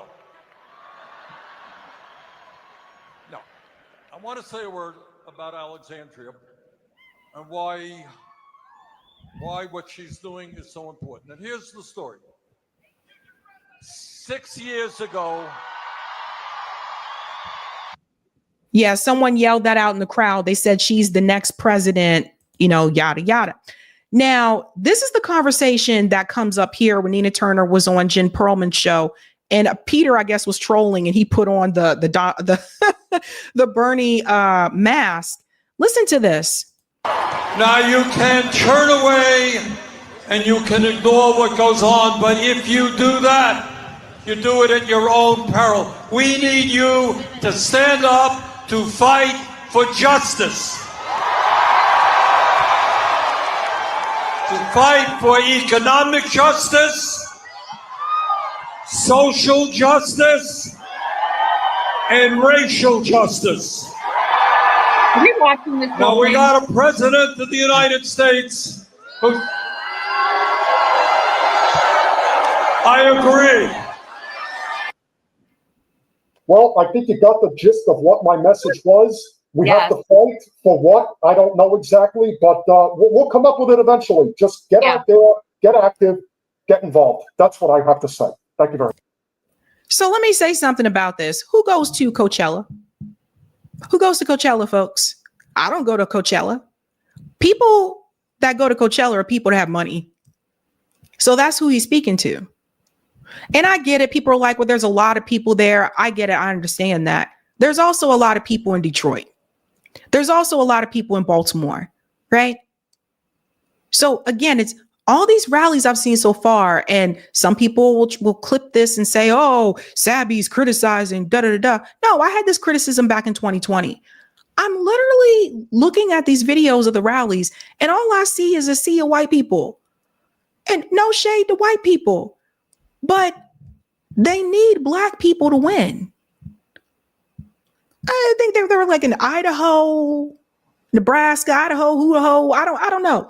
Like, where are all the Black people? Have you guys been paying attention? Have you noticed that even that hands-off rally, the hands-off rallies that were across the United States, notice you ain't really see no Black people? You guys notice Black people chilling on the couch, right? Why do you think that is? Let's go back into for more when you get to hear Nina's response to this here. Can we talk about that audience for a second? Okay. That is seriously, of all the people to be talking about class war to, I don't think the crowd at Coachella is necessarily that group. Like that to me is just sort of like, who is that? Who can afford to go to Coachella? Who are the people at Coachella? It's not working people. It's, to me, it looks like a whole bunch of rich kids. I would push back just slightly. I mean, maybe there's a younger generation there that, well, a lot that depend on their parents. So I get where you're coming from. But I think that is the type of message should go a little deeper. But everybody should hear that message because we need people who are not in the working class to give a damn too. We really do. Now, whether that's the venue to have a deep conversation, that's why it was superficial. That might not necessarily be the best place to have a deep conversation, but I want people from all economic strata to understand the challenges that we are facing and that the ultra wealthy do better when everyday people in this country do better. That is the fact. I mean, our economy, 70% consumer-based economy. What sense does it make to trample upon poor people and working class people in this country? Obviously, for many of them, far too many of them, it makes a whole lot of sense because all they're going to do is go to Mars or Saturn or somewhere and mess up that planet. No, let's keep the mess down here on Earth. I don't want them going around there, Jen, messing up somebody else's planet. But you see what I'm getting at. I think the message is germane for everybody. And most people are working class. Some people may be six figures working class. I have a lot of friends who started working in government at the age of 18. And, now they have amassed, working what I would call working class millions. They are not, of the ultra wealthy, but they're comfortable, but they care. So we need people from all economic strata to actually give a damn about what is happening to the everyday people in this country. Your point is well taken. I just want to add that to that. It's always the time to talk to people about why they should care. And if you are in the upper echelons of the economic strata, you should care even more. Hence the patriotic millionaires, which I know you and Peter are familiar with. Our big ups to them for going around the country saying this ain't right and tax us because we can afford it. We want to see a better country. And if you have to live behind a gated community, not because you want to, but because you have to, because there's civil unrest everywhere, I don't think that's the kind of country you want to live in. So it behooves us to get this thing right. And people who have more leisure time because they don't have to worry about, Maslow's hierarchy of needs, that base need, they can do more to help turn the tide. So everybody should be concerned. But I got you, Jen. I understand where you're coming from. So what I think, and I think on this particular point, I think Jen actually had the right message. And for those who are not aware, Jen ran for Congress against Debbie Weiserman Schultz twice, I believe, as a Democrat. So she tried it their way. She also, she's not even a Democrat anymore. She's not even a Democrat anymore. Jen Perlman was a Democrat and it just ran as the Democratic Party about a year or so ago against Debbie. But she even mentions it again later on in the show that she's not even a registered Democrat anymore. She left the Democratic Party. And what Jen has said, and I was on her show not too long ago, is that she doesn't believe that the Democratic Party is the right way to go anymore. She doesn't believe that things are going to turn around within that party. And so this is what I was trying to get people to understand. People aren't always going to move when you want them to move, but sometimes people do move when you don't expect them to. Shout out to Roger Meadows for making me very much aware of that. But I think Jen was right here, right? Because again, at Coachella, a lot of people are drunk. Some of them are high. Like, why? It is what it is. But my big issue with it is, like I told you guys before, is I think that they should be prioritizing marginalized communities. You cannot win without them. We watched a great portion of the Latino vote go to the Republican Party. Black men go towards the Republican Party. And I feel like, again, they're not learning this lesson. But it is this part right here that Nina Turner brings up that I really want you guys to hear. This is what I've been telling you that people have been saying to me on the ground about these rallies. Listen to this part. Begrudge them for being there because there's a lot of people that are scared. They don't know what's going to happen. There's a lot of economic uncertainty. And naturally, when Trump will do, as he often does, shoots from the hip when it comes to economic and political policy, the people who will suffer first are always the people who are struggling the most to survive. And so I get that there are tens of thousands of people in Los Angeles and Salt Lake City and the like that want to hear him and hear her espouse this message of, we're not giving up on the system. We're not just going to let it fall apart. My question to you is, what is the point of this? What is their goal? I know you probably still talk to him. I'm sure you talk to her. And whatever information can be revealed, I think people want to hear this because they're giving a message of, we are going to fight the oligarchy. Yeah, I get it, Bernie. That's great.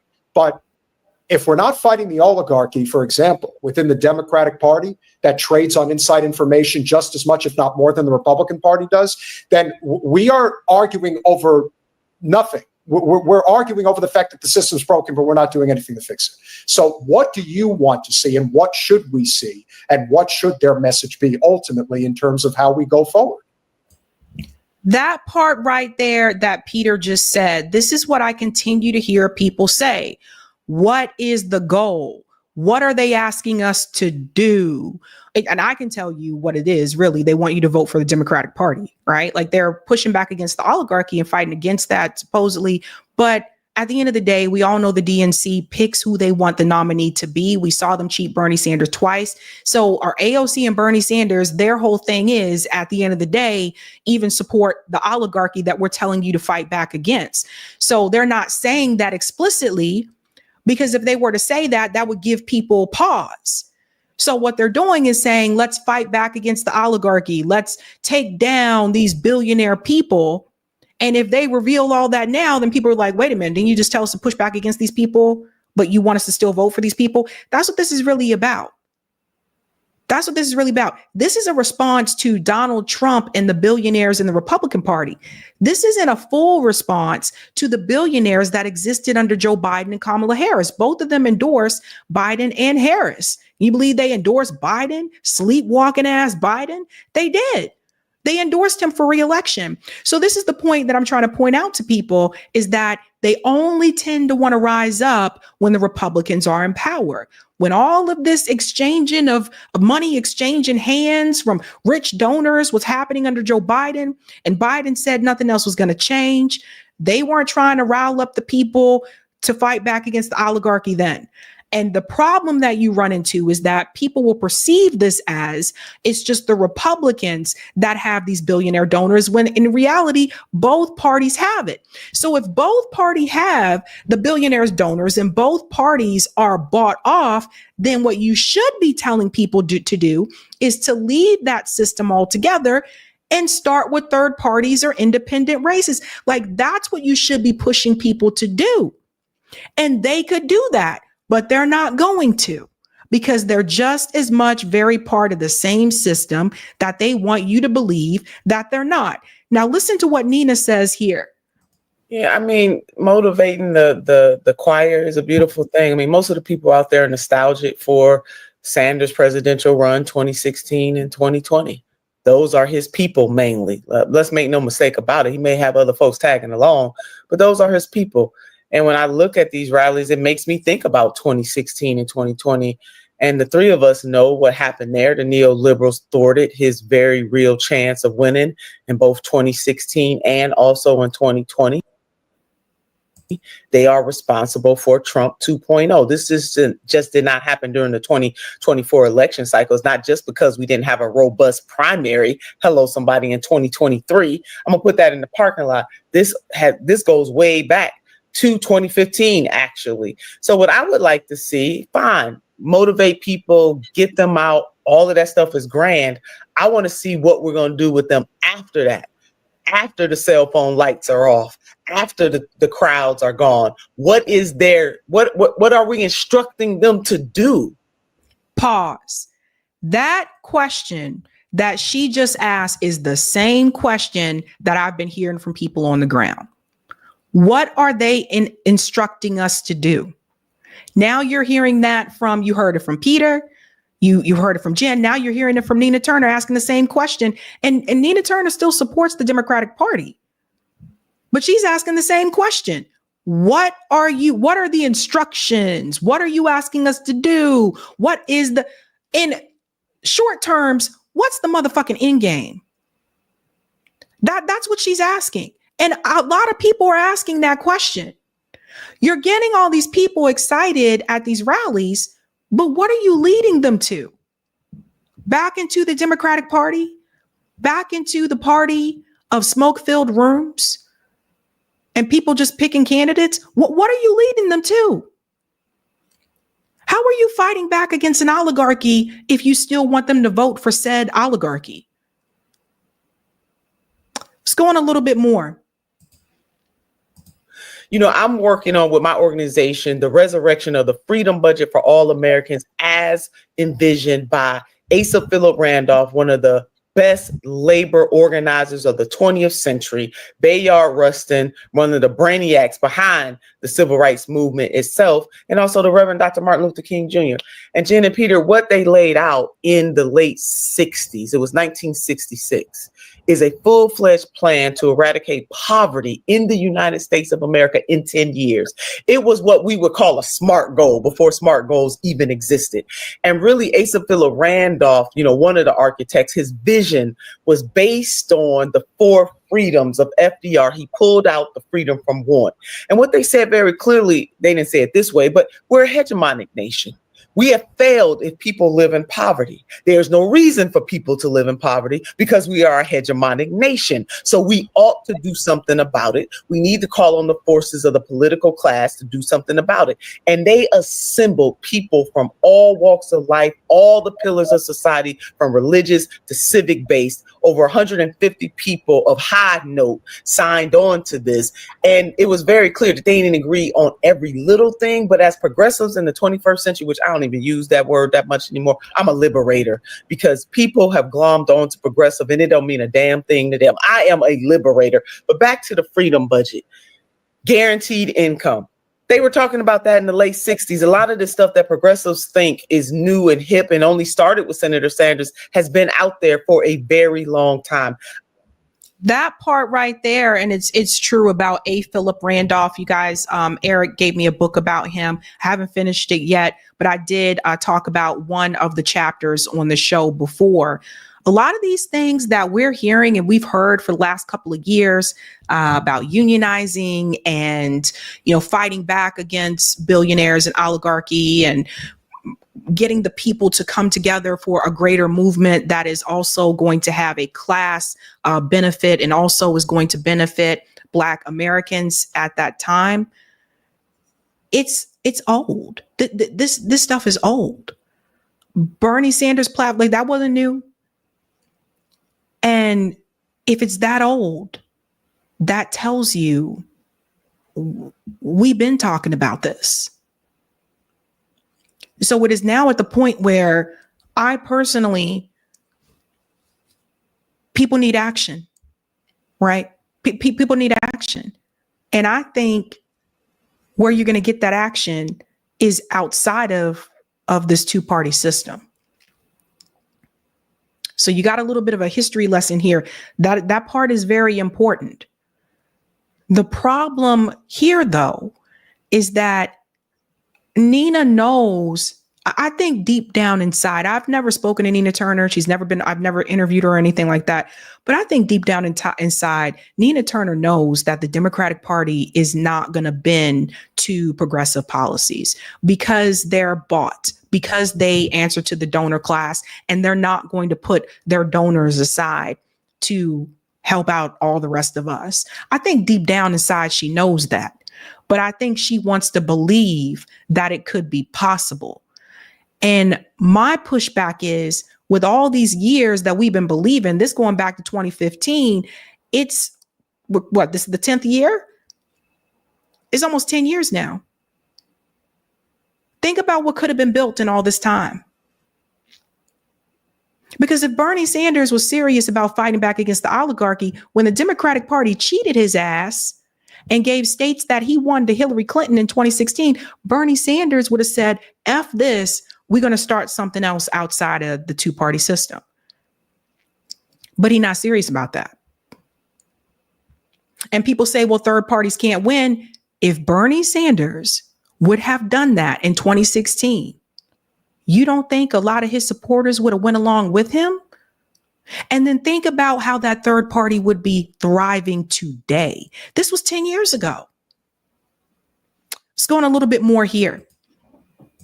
I do believe that the liberation struggle for all everyday working class people, oppressed peoples, stream through the Black liberation, because Black folks and their liberation, or our liberation journey, steeped in the type of dehumanization and bigotry, not just chattel slavery, but Jim and Jane Crow, sundown towns, red line. I mean, you name it. It is through that kind of suffering and what the African-American community has been able to accomplish, and the resiliency under such pressure of that community is the key. And so the architects understood that all people, all working class people, all poor people had to be in it. So guaranteed income, Medicare for all, farm parity, making sure that we take care of people who cannot work, all the things that we agree on. Now we can put some 21st century on it, which we have put in there. Less, no spending on war. Let's bring that stuff back here. Anti-war, pro-peace, more stuff about the environment, taking up some of the 21st century fights that they may not have thought about in the 20th century. But when I tell you it is a brilliant, brilliant, brilliant plan, we need people to take up that plan, the freedom budget for all Americans. So, Peter, that was a long way for me to say, I got the rallies, love the rallies, reminds me of 2016, 2020, but we need action after this. We got to organize people and galvanize them towards a thing. It's one thing to fight against neoliberalism. We got to fight for something, and that is missing for the Democratic Party in particular. That fight has to animate the masses of the people in this country who have been left behind. The Democratic Party failed. They need new leadership. They need an autopsy, and they need to apologize to the American people for losing.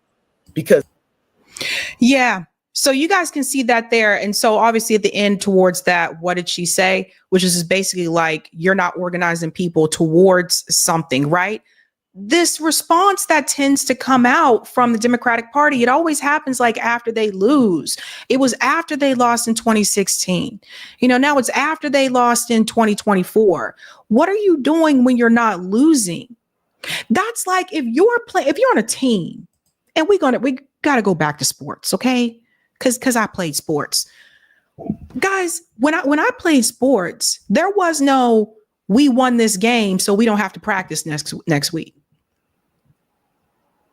When I was on the debate team, it wasn't like, hey, we took home the most awards this debate tournament. We don't have to practice for the next one. And what athlete, what singer, what musician do you know that just says, I got a gold album, I don't have to practice no more? You always have to practice. You always have to continue doing what you're doing, not just when you're down, but also when you're winning. Now, you can't sit back in here and tell me the Boston Celtics, we didn't get all those damn championships because after we won, we said, okay, we don't have to practice no more. I don't have to set a goal for myself next season because we got a championship this past one. Are you kidding me? How do you think some of these teams continue to win over and over and over? I live in Massachusetts in the Boston area. I can tell you there's a reason why our teams continue to win so much. The coaches don't play. You can go back and you can look at that. You can go back. Does Michael Jordan get 6 championships with the Chicago Bulls if he just says, oh, we won 2 in a row, I ain't got to practice no more? No. And that's where we're at. That's exactly where we're at. But things are happening locally. And I think you guys need to see this.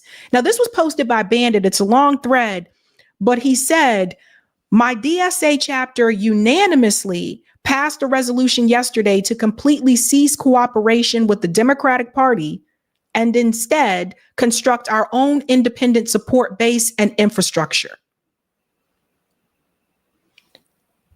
That's a big deal. So a DSA chapter DSA chapter said they don't want to be attached. They don't want to be with the Democratic Party. He put this here and said, muting this now, but thanks for all the love. To the DSA members liking this post, want to see this happen nationally, sign on to my resolution on the reforms to get my proposal to the convention. So here's someone who's serious. So you're seeing local DSA chapters say, yeah, man, we vote to cease any cooperation with the Democratic Party. Now, I'm not a part of DSA. I've heard some things, but I'm not a part of DSA. But is that not a sign that people are not too happy with the way things are going? Is that not a sign? Come on, the DSA, that they were like the biggest cheerleaders. So you see what's happening.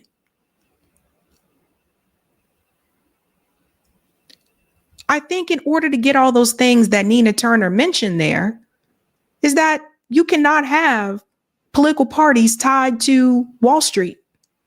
And that's ideally what we have. And as long as that corporate money is there, these things are not going to change. And I think that's the big thing people don't want to tackle. So my whole thing to people who want to try to continue to do things through the Democratic Party, what is your plan to get corporate money out of electoral politics? Nobody has explained that to me. So if you can't get corporate money out of electoral politics, how are you going to get those things passed? You're not.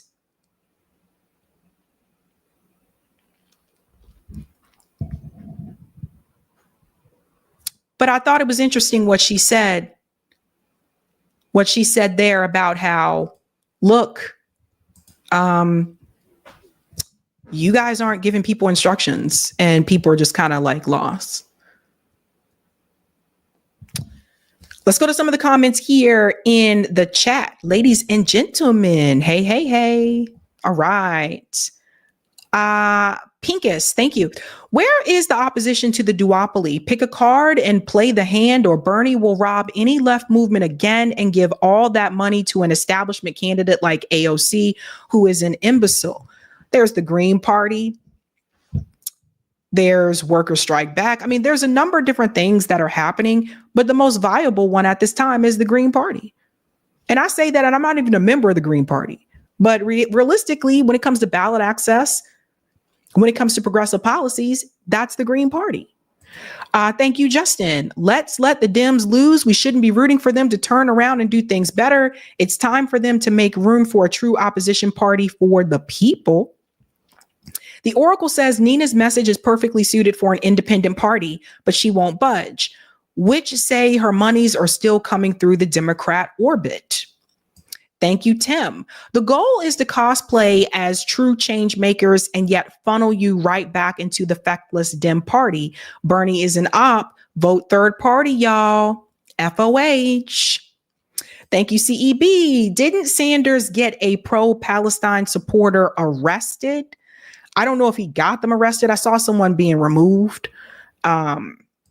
Don't know if that order came from him or not. Shout out to Kimi, who's been a member for 6 months. Sabby is going off. Sabby is going off. Going to share this segment when it's edited. Folks need to hear this. They need to be faced with it. Thank you, CEB. Nina isn't who she says she is. Watch her. She plays the same game as Sanders. I'm a black man in Akron. We need to stop playing their game. Learn. Thank you, Roger. Eric gave you a book on ASAP Philip Randolph too. Oh, Roger. I'm sorry if I said Eric. Roger. Or Roger's like, what? Thank you, Anon. Longtime Palestinian follower. Just wanted to thank you for being pro-justice across the board. Continuing to learn from you all the time. Thank you. Thank you, CEB. Rep Party is the third party. Stop following this structure. Stop voting, get in the streets, and stop the economy. Take back your nation. I will debate this. Rep Party? What is Rep Party? Oh, Republican Party is the third party. Well, yeah, it was a third party. Thank you for that. Dwayne, Was Sabby a point guard or a power forward? I was a forward. I was a forward. Let's get the comment on Rumble, I think. Yeah. Thank you. Thank you, ZXC. I work with several Chinese folks who are closer to retirement. Some of them have said they're now planning to return to China to retire. UMA also cutting money to trades over this Fed fund cut BS. Interesting. Interesting, folks. All right. Again, the theme is all hell breaks loose, and you'll see that especially with this next story. Now, Bukele was here in DC to visit Donald Trump to have the conversation in particular about the prison in El Salvador and the Maryland man who was sent to that prison, who was wrongfully sent to that prison, and the Supreme Court has ordered to send back. Now, I want to start off with this. This is important for people to see before we get into that part. Judge orders Trump to halt Alien Enemies Act deportations for Colorado detainees. Attorneys say their clients are at imminent risk of removal to notorious El Salvadorian prison. So here you see you have a judge that is ordering Donald Trump to halt this, to stop doing this. It goes on to say a federal judge in Denver on Monday ordered Donald Trump administration not to deport any detainees held in Colorado under the 1798 law it invoked last month to send hundreds of people to a brutal maximum security prison in El Salvador. U.S. District Judge Charlotte Sweeney's order temporarily prohibits the removal of all non-citizens in custody in the District of Colorado who were, are, or will be subject to Trump's March 14th order, which invokes the Alien Enemies Act of 1798. Now, this is something I want to point out what's highlighted here.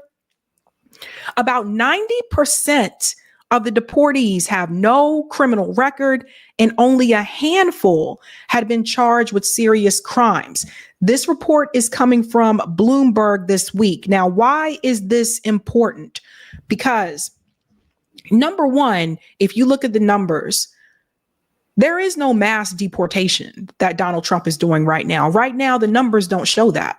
There are controversial deportations that Donald Trump is doing, and this is one of them. 90% of the deportees have no criminal record.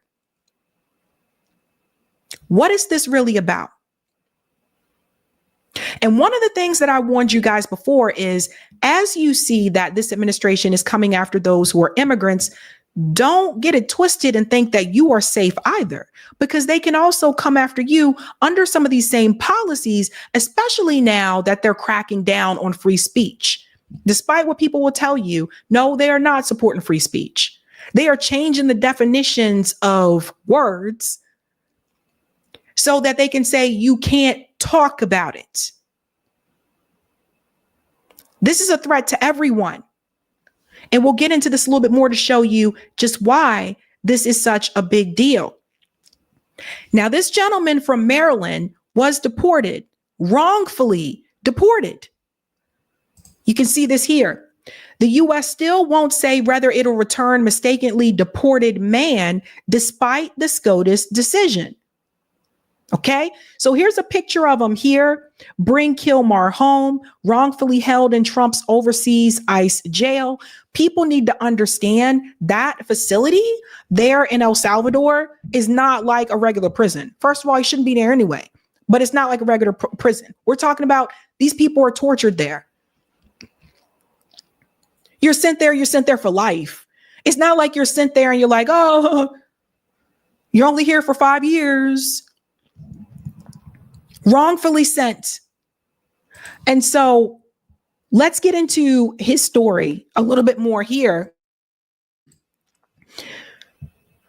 The administration was doubling down on its decision not to tell a federal court whether it has any plans to repatriate a Maryland man who was mistakenly deported last month and remains confined in a notorious prison in El Salvador, despite a SCOTUS ruling and lower court order that the man should be returned to the United States. Now, this is the case of Kilmar Abrego Garcia.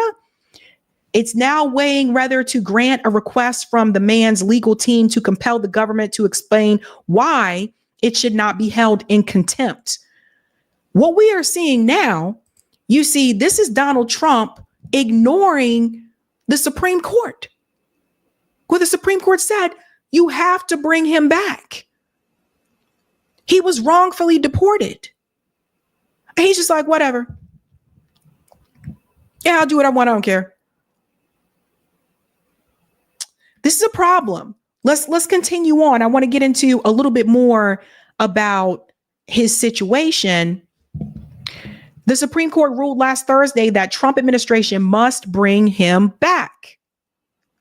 It goes on to say the judge here followed that with an order Friday requiring the administration to disclose Abrego Garcia's current physical location and custodial status, and what steps, if any, defendants have taken and will take, and when, to facilitate his return. Trump administration has asserted that Abrego, who lived in the U.S. for about 14 years before being deported, is a member of the MS-13 gang. Abrego Garcia has disputed that claim, and he has never been charged with any crime related to such activity. The Trump administration has called his deportation a mistake, but also has argued essentially that its conclusion about Abrego's affiliation makes him ineligible for protection from the courts. So this gentleman was accused of being a gang member, is not a gang member, and even the Supreme Court says he has to come back. And Black people take note. Everybody, but especially Black people, take note. Because I'm going to tell you something about this whole gang activity thing and how it could be incredibly dangerous. Because I remember this before only locally, and I'm going to get into that. So it goes on to say here that his location was first confirmed by the court by Michael Kozak, who identified himself in the Saturday filing as a senior bureau official in the State Department's Bureau of Western Hemisphere Affairs. Sunday's status update was signed by Evan Katz, who was identified in the filing as Assistant Director of Enforcement and Removal Operations for the U.S. Immigration and Customs, ICE, ICE, with the Department of Homeland Security. So this guy should not be there. Now, Bukele was here recently from El Salvador, and they brought up this exact situation with Donald Trump. And you need to hear this. Now, people say, well, Donald Trump's joking or whatever. Ha, ha, ha. Yeah, people thought he was joking about some other things, too, that actually happened, that came to light. This is why when people were praising, yeah, go get them out of this country, da da da da, blah, blah, blah, blah. They can do that to you. Let's get into this here. Right now, President Trump is wrapping up a meeting with El Salvador President Nayib Bukele at the White House. The Central American leader has quickly become a close ally of President Trump's after taking in hundreds of alleged gang members from the U.S. and putting them in a notorious mega prison. One of the people detained at Seacoast Prison is Kilmar Abrego Garcia, a Maryland father who was mistakenly deported by the Trump administration. The Supreme Court recently ordered the government to, quote, facilitate Abrego Garcia's return, but stopped short of requiring the government to bring him back to the U.S. Here's El Salvador's president indicating he's not planning to send him back either. How can I return him to the United States? Like, I smuggle him into the United States, or what do I do? Of course, I'm not going to do it. It's like, the question is preposterous. How can I smuggle a terrorist into the United States? I don't have the power to return him to the United States. That is a lie. Let me go ahead and debunk this right now. First of all, he wouldn't be smuggled in. The Supreme Court ordered him back. And even if he was here illegally or his status was not updated, there is a process that you have to go through. That process has been, it was skipped. And it's just, oh, this guy's a part of the gang. Let's throw him in there too. And I warned you guys that there were people that were being rounded up that were not even illegal. So he says there's nothing that he can do. That's a fucking lie. The US government is paying this guy millions of dollars. You know that? They're paying him millions of dollars. The way that you get them released from the prison is him. He says, oh, we got to release this person. They're released. The Supreme Court already said, bring him back. He would be able to come back. When he gets here, yes, they will go through his status to see if, hey, was this were you here illegally? Yada, yada, all that type of stuff. But there's a process that you have to go through. And this is what I was trying to warn people about. Do not sit here and believe these lies. And I don't care if you agree with how immigration is going in this country or not. The facts are the facts. And the fact is, he was not a gang member. The fact is, Bukele is lying to you when he's saying there's nothing he can do. He can release them. But he's paid to tell you that he can't. Millions of dollars they give to this guy. Let's go on. Let's go now to CNN's Jeff Zeleny, who's at the White House. Jeff, they took questions for a little bit there. We learned a lot, including that big headline there that the El Salvadoran president does not intend on sending him back. But what more came out of the Oval Office today? Well, Jessica, that meeting in the Oval Office showed that neither president, the U.S. president or the El Salvador president, showing any interest in trying to return the Maryland father who was wrongly deported. And, you know, as we've been following this for the last several weeks, the Trump administration admitted to an administrative error, and that led him to be wrongfully deported. Well, there was zero sign that either a leader or the U.S. government believes he should be returned. And now the Secretary of State and other White House officials are saying it's a matter of a foreign policy, and the Supreme Court cannot weigh in on this at all. But it was something else that the U.S. president said about the infamous prison in El Salvador. He said for the first time that homegrown criminals, that means American citizens, should also be sent there. Let's watch. I'd like to go a step further. I mean, I said it to Pam. I don't know what the laws are. We always have to obey the laws, but we also have homegrown criminals that push people into subways, that hit elderly ladies on the back of the head with a baseball bat when they're not looking, that are absolute monsters. I'd like to include them in the group of people to get them out of the country. Black people, listen up. Let me explain something to you. Everybody else can listen too, but especially to Black people. Let me tell you something about gang activity. When I lived in Columbia, South Carolina, me and my dad, I remember we were watching the local news and we started to notice something. All of a sudden, they started to attribute all these different crimes and say it was gang activity. It could be something small, right? Like there was a bunch of trash that was loitered outside Richland Public Library. People are contributing it to gang activity. Or it could just been people threw their trash on the damn ground, just stuff like that. But my dad and I started to notice the narrative. Everything all of a sudden was gang activity. And then the next thing you know, in Richmond County, particularly at the village of Sandhill, they started to implement a curfew. And anytime they saw the younger people hanging around Sandhills, there's a movie theater there. So a lot of people go to the movies and it's a big shopping area and restaurants and stuff. They're like, oh, it's after 9 o'clock. What are you doing here? Right? A curfew. Let me make something really clear. They can say anything is gang activity. If you were participating in the pro-Palestinian protests, they can say that's gang activity.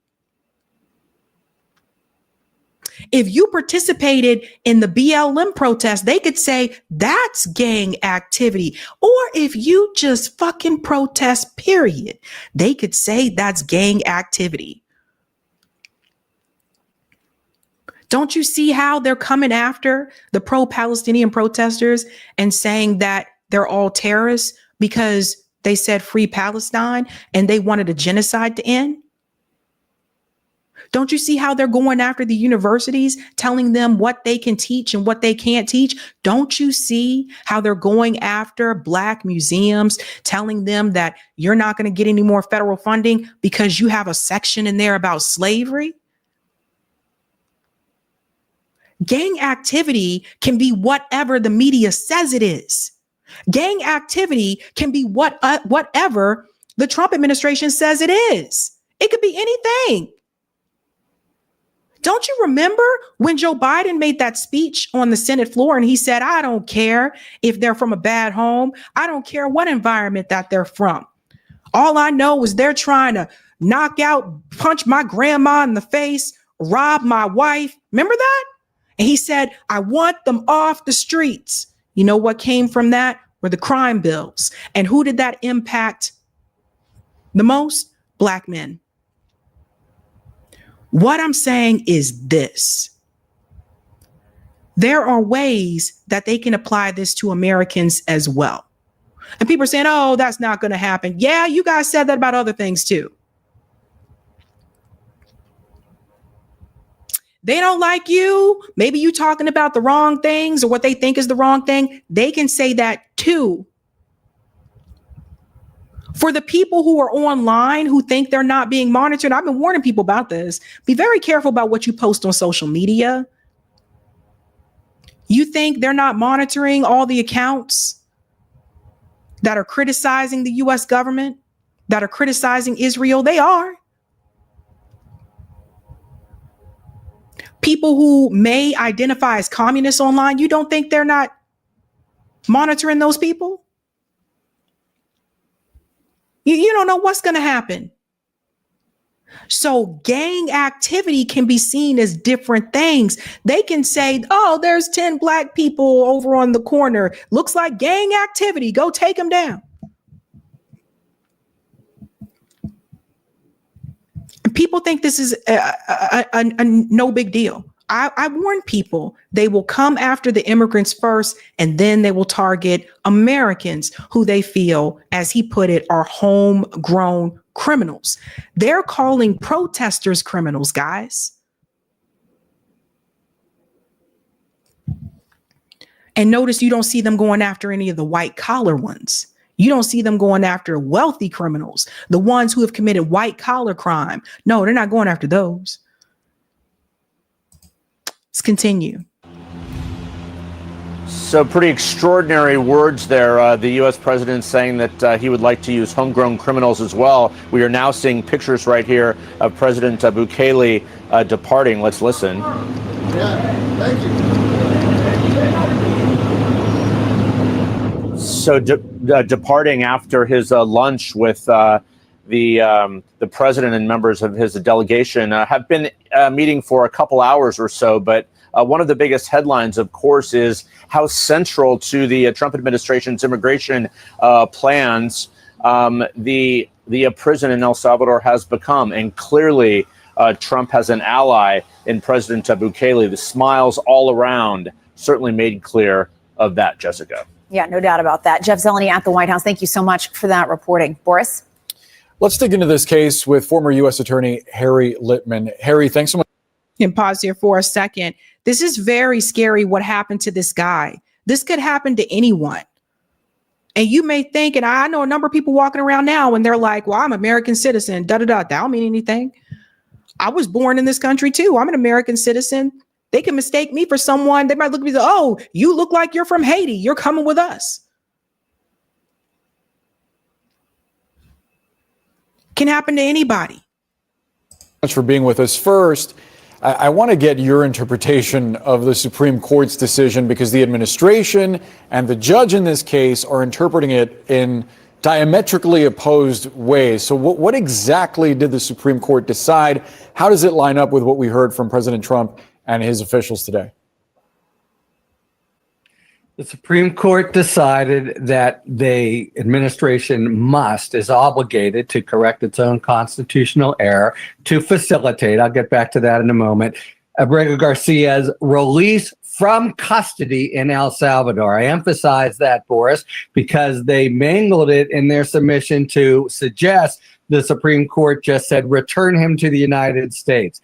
That's wrong. Their job is, in fact, necessarily to go as far as they can into El Salvador to release him. Now, the facilitate, effectuate dynamic obviously is a recognition that if push comes to shove, if we needed to declare war to go into El Salvador, that there would be some limit based on Article 2 powers. You couldn't push the administration around, but not simple moves to repair their own constitutional violations. And this seems like today, as you've just described it, really a travesty, because Bukele makes it seem as if he has no power. That's preposterous, to use his own words.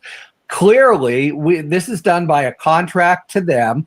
All we have to do is, I think, lift our finger and say, return Abrego Garcia, please. And I think it's implausible that anything happened other than a choreographed discussion in the Oval Office where he could take that stance to aid his ally, Donald Trump, to try to stonewall the Supreme Court and ignore their own constitutional transgression. Now, let me add something here as well, because I think some people are trying to figure this out. Like, if the Supreme Court said one thing, then how can they continue doing this? Well, first of all, I will say this. The SCOTUS took too long to get involved. SCOTUS should have acted sooner, right? When Trump announced that act and that he was implementing the act, they should have responded sooner rather than later. But what they've basically been able to do is to make sure that they get the people on the plane as fast as possible. Once the plane's in the air and they're there, that's it.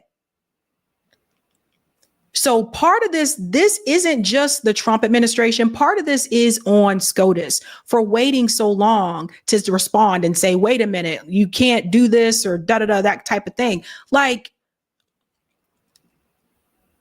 a judge said, you have to bring him back. It's simple to bring him back. Bukele does have the authority to release him. He already got the approval from the Supreme Court. He does have it. He's paid not to have it. They're paying him millions of dollars to keep the people there. You think he's going to say, oh, I don't want this money now?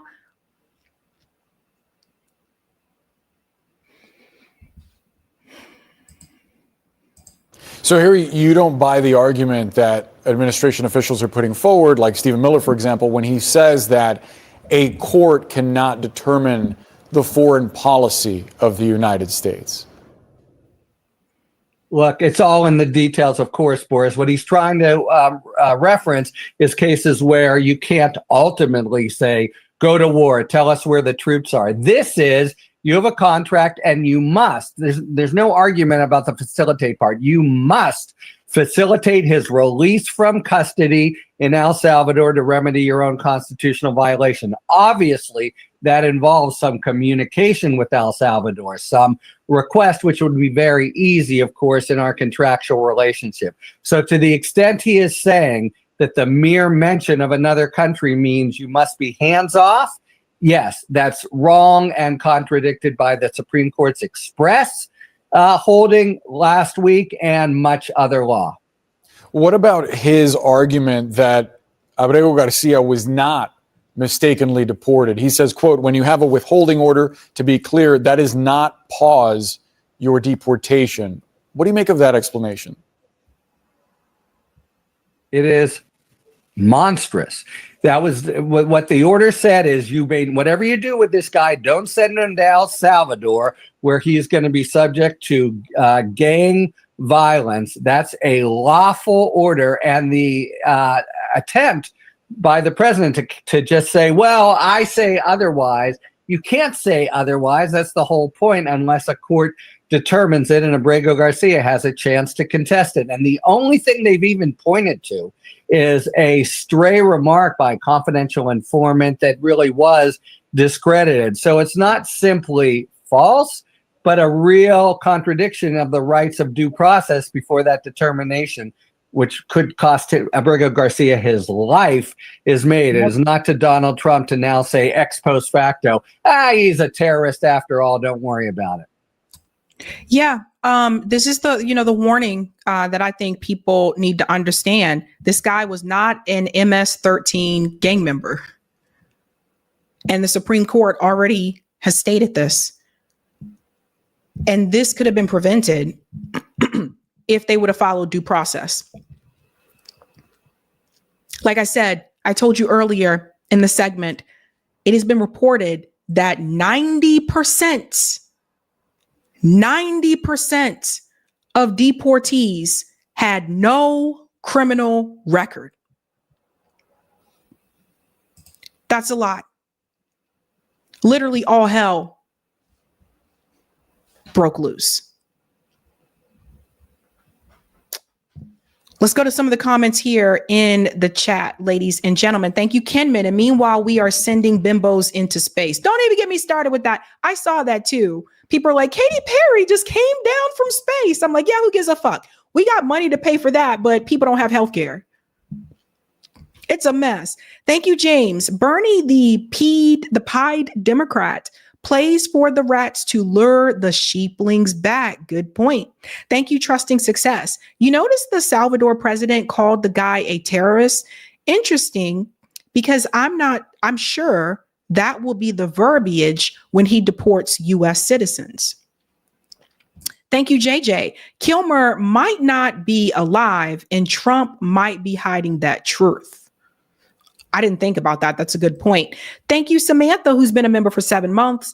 And they now have the AI that's monitoring social media for anti-Semitism. Yes, they do.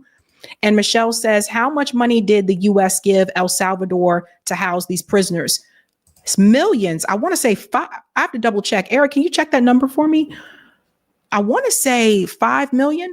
Let's get the comment on Rockfin. But he got millions of dollars for that. It's crazy. Thank you, Dave. Good points each week, Sabs. You pushing a lot of good fight back. Thank you. Now we're going to push this one.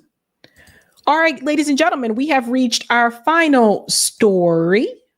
Thank you. Okay.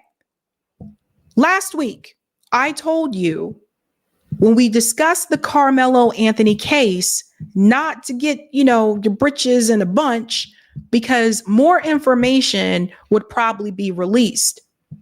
Now, as time has gone by, right now, based on the ruling the other day, this case is now leaning to the side of Carmelo Anthony. Carmelo Anthony was just released. He was released. They decreased his bail. He's put on house arrest. And I'm going to show you this comment from his lawyer. His lawyer sounds very confident. Not to say that lawyers are going to get on camera and say, yeah, we just can't win this one, but it's what he says and the way that he says it. For those who are not aware, Carmelo Anthony, he is the teenager that stabbed Austin Metcalf, another teenager, in the chest, and Austin Metcalf died. We'll get into intent in just a second, but we got to start with this release announcement first, because you guys need to hear this.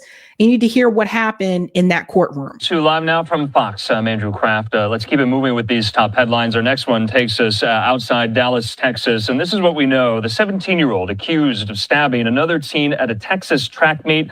Well, he was released from jail moments ago after a judge lowered his bond.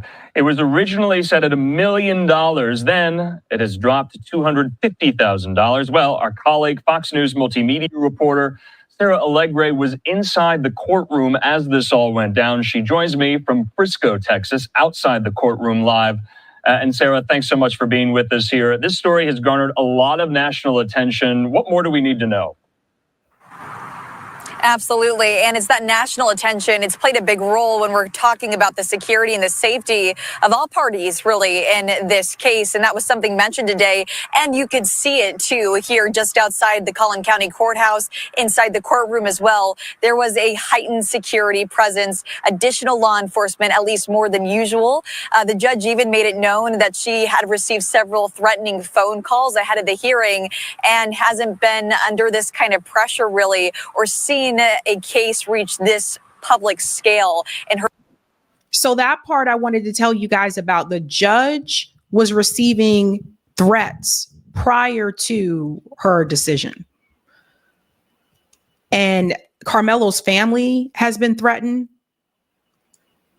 I mean, it's not just because Carmelo has been released on house arrest, that doesn't mean everything is roses for him either. So they're getting death threats there, etc. But imagine sending a death threat to a judge, right? So listen to this.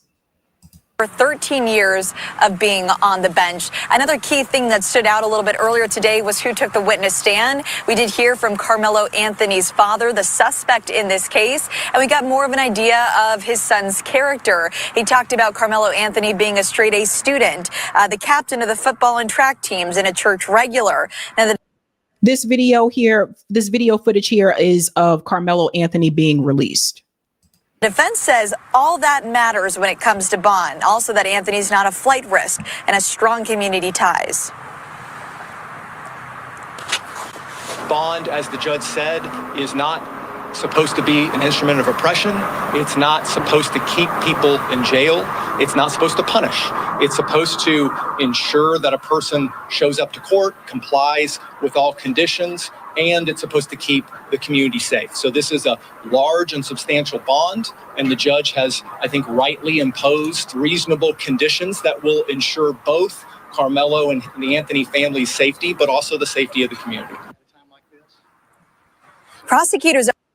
Now that was his lawyer that was speaking there, and here's the prosecutor. Argue the bond should stay at $1 million for a number of reasons. They first pointed out the severity of this case, but also pointed to that fundraiser that raised over $400,000 in legal costs for Anthony's family. But the judge disagreed here. She settled on house arrest with an ankle monitor, again that reduced bond, and a weekly phone check-in with a bailiff.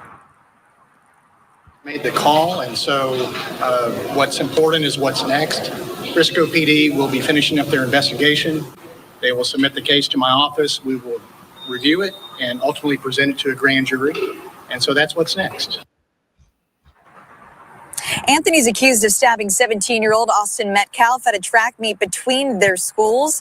Witnesses say the two got into a fight over seating, that Metcalf pushed Anthony, and that's when Anthony pulled a knife from his bag and stabbed him in the heart. Metcalf died in his twin brother's arms, and court records say Anthony admitted to the stabbing and asked officers if this could count as self-defense. And both Carmelo Anthony's parents, along with Austin Metcalf's parents, were both inside the courtroom earlier this morning. As you can imagine, both parties, both quiet and somber. Andrew?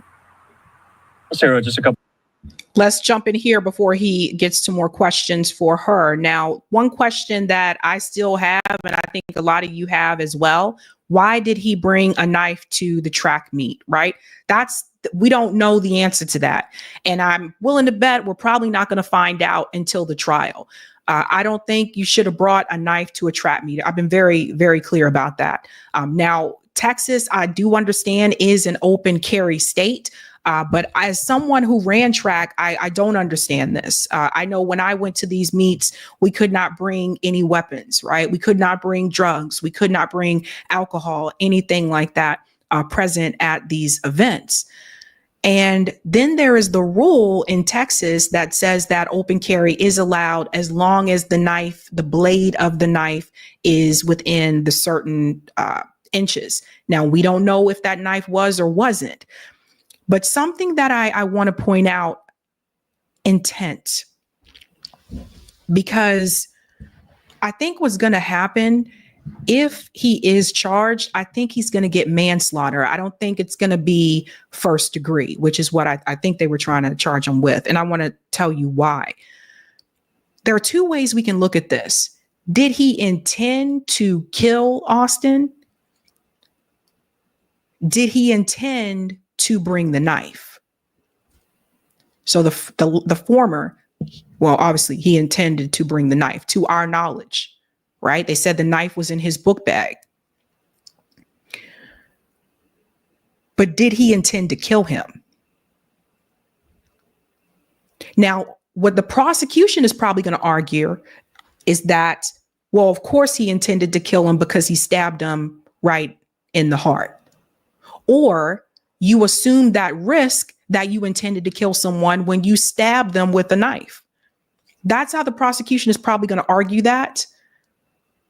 But I think what people need to hold on to here, which is really important because I see people jumping on different sides, et cetera, is that we really have not heard the other parts of this story. And I think this is where the witnesses are going to have to come in. The narrative of the story that we heard is the narrative that came from Austin Metcalf's family. We haven't heard the other narrative yet. And I've seen other cases like this where I jumped on one side or the other and I was like, no, this, da-da-da. And then later on, when the case comes to trial, I realized, oh, wait a minute, I didn't know that. Whoops. So we don't know. We don't know why he brought the knife. We've heard different stories about whether his arm was grabbed or he was jumped. We've heard different things. We really don't know. And until we see some type of video footage, that's the only thing we're going to have to look at and say, oh, okay, we see what has happened here. But I'm just going to go ahead and say this. The fact that the bail was released or decreased from $1 million to what, $250,000, that's a significant decrease. The fact that the judge let Carmelo Anthony go home on house arrest, that means that they feel he's not a threat. He's not a flight risk. Remember, they wouldn't let Diddy get bail. And he had plenty of money. What I'm telling you is right now, when you look at what has happened as of yesterday, this case is leaning in his favor. Let's continue on. Couple of questions. When is the next court hearing? I mean, how long is Anthony going to be in this kind of home detention here? That's to be determined at this point. Right now, Frisco PD just working on collecting evidence and giving that to the district attorney's office. They will then review it and then present that before a grand jury. So really on the DA's timeline, along with Frisco PD. As for Carmelo Anthony, yes, he'll be on house arrest. He cannot leave his home without the judge knowing. Of course, he will have a leg monitor as well and will be under tight watch of his family, his friends at that home, and just learned a little bit more about his background and then what that home life will look like moving forward as he fights those charges from home now. All right, Sarah Allegre there live for us in Frisco, Texas. Sarah, thanks for bringing us the details on this story. We'll talk soon. We're going to go to more information here from the lawyer. But another thing I want to add is I think ultimately the family is probably going to have to move, right? Regardless what is revealed in court, I think the way that they are going to be safe going forward is that they're going to have to move. Now, I want to get to more information here from the lawyer. Yeah, I think we just start up here. Thank you. All right, in the meantime here, it's not only our colleague there, Sarah Allegre with Fox, it's also our colleague there at Fox 4 Dallas, our friend reporter Stephen Dial. He's also on this story. He filed this report as well. Let's listen. 17-year-old Carmelo Anthony was silent after bonding out of the Collin County Jail and being placed on house arrest. How is this self-defense? 2 days after the family of Austin Metcalf buried their son, they were at the Collin County Courthouse for a bond reduction hearing Monday. Carmelo Anthony is accused of stabbing and killing Metcalf at a Frisco track meet earlier this month. The case has quickly become national news, drawing a lot of attention, resulting in threats and increased security at the courthouse. Threats and, talk of race war and all kinds of insanity isn't good for, obviously, the Anthony family. It's not good for the Metcalf family. Cameras were not allowed inside the courtroom, but we did capture the Anthony family arriving. His father, Andrew, testified in the hearing. District Court Judge Angela Tucker said that she's never gotten this volume of calls and had to have this level of security in the courtroom in her 13 years on the bench. Court documents say Anthony stabbed Metcalf during a fight.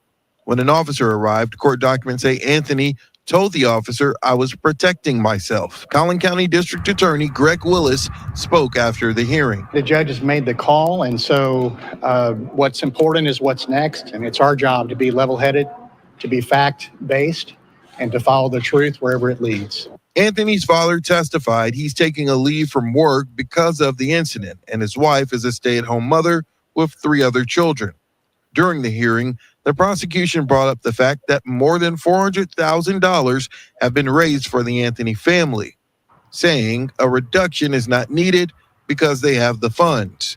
A big question in this case will be, why did Anthony bring a weapon to a high school stadium? And that's the question we may not get the answer to until the trial, right?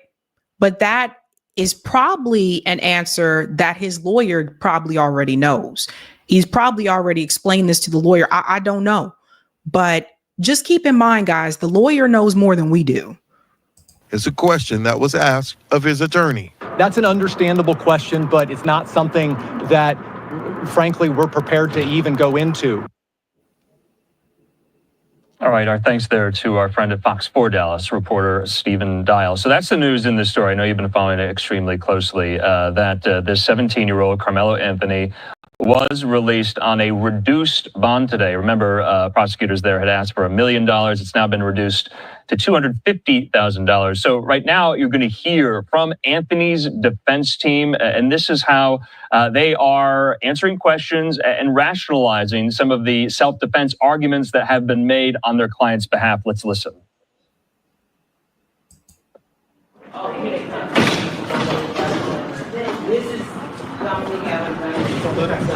We can't do this in here.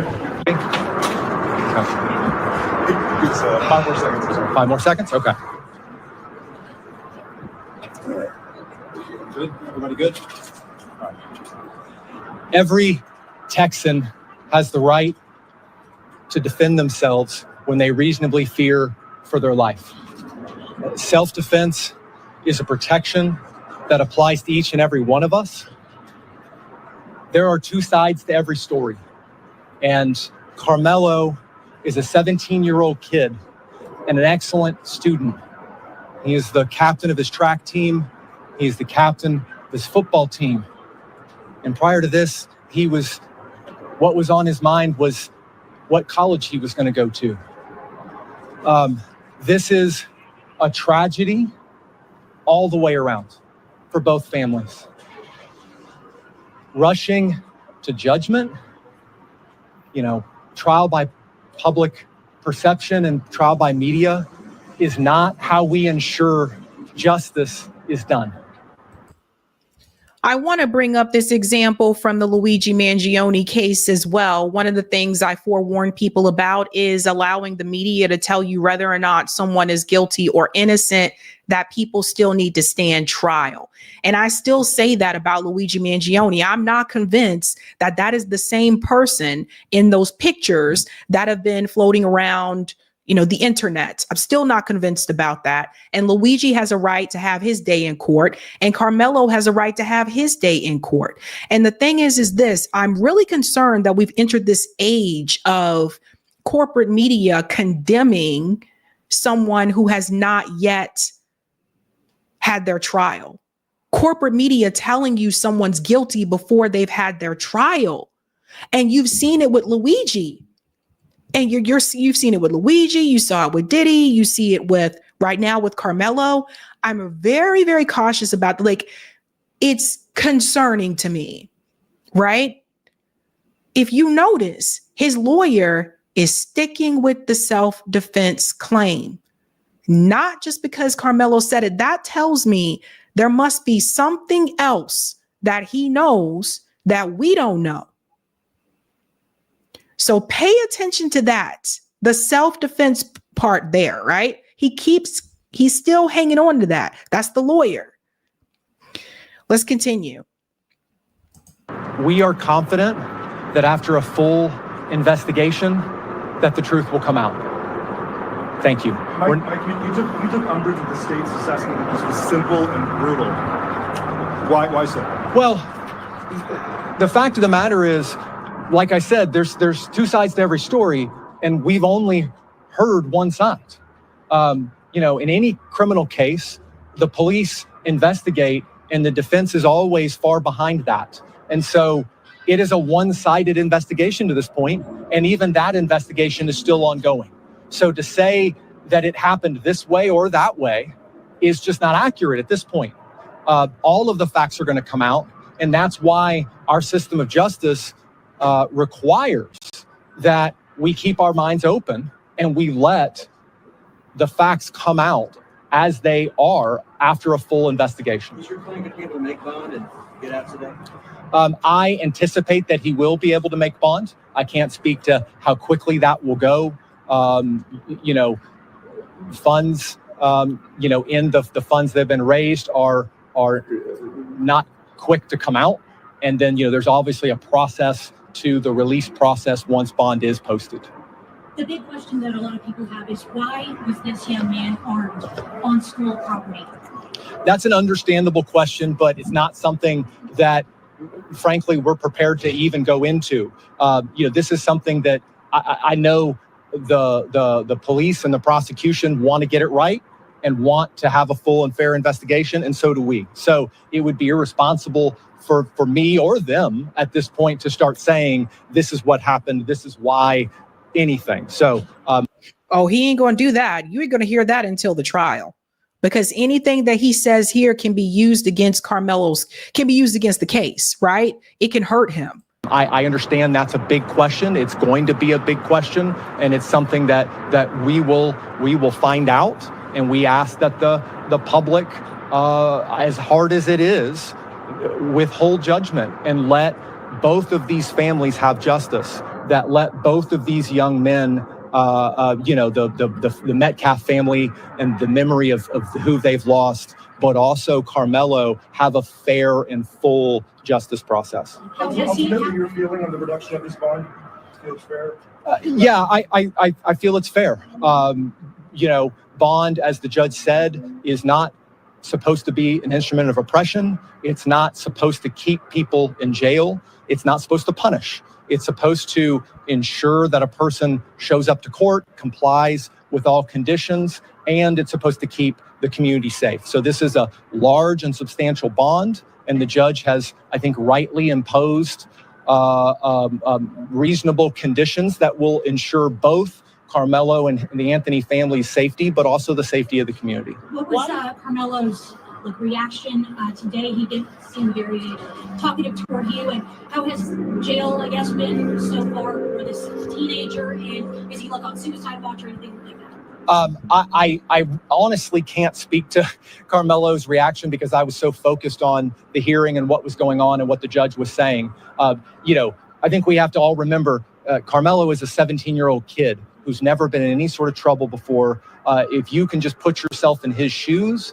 this is a scary, bewildering process. And I can't even imagine what was going through his head, just as I'm sure I can't imagine what was going through the heads of the Metcalf family. So, this is something that is new to all of them and incredibly trying. So this case in particular, guys, I really think is going to put a question mark on what is considered self-defense. And I say that because, for example, if someone punches you, they could say, well, your response to them should also be a punch. It's going to raise flags around that. What is considered self-defense? And then different states have different laws. That's another thing. Texas has a stand your ground law, just like Florida had a stand your ground law. And I think that I agree that I really do feel and I hate to say this, guys, I feel like the media is doing a really good job of dividing people with this story. They're doing a really good job of dividing people racially. I see it all online. So they're doing a great job at that. And it brings me back to OJ all over again, where people were also divided racially. And the interesting thing about that to me is most of us didn't even fucking know OJ.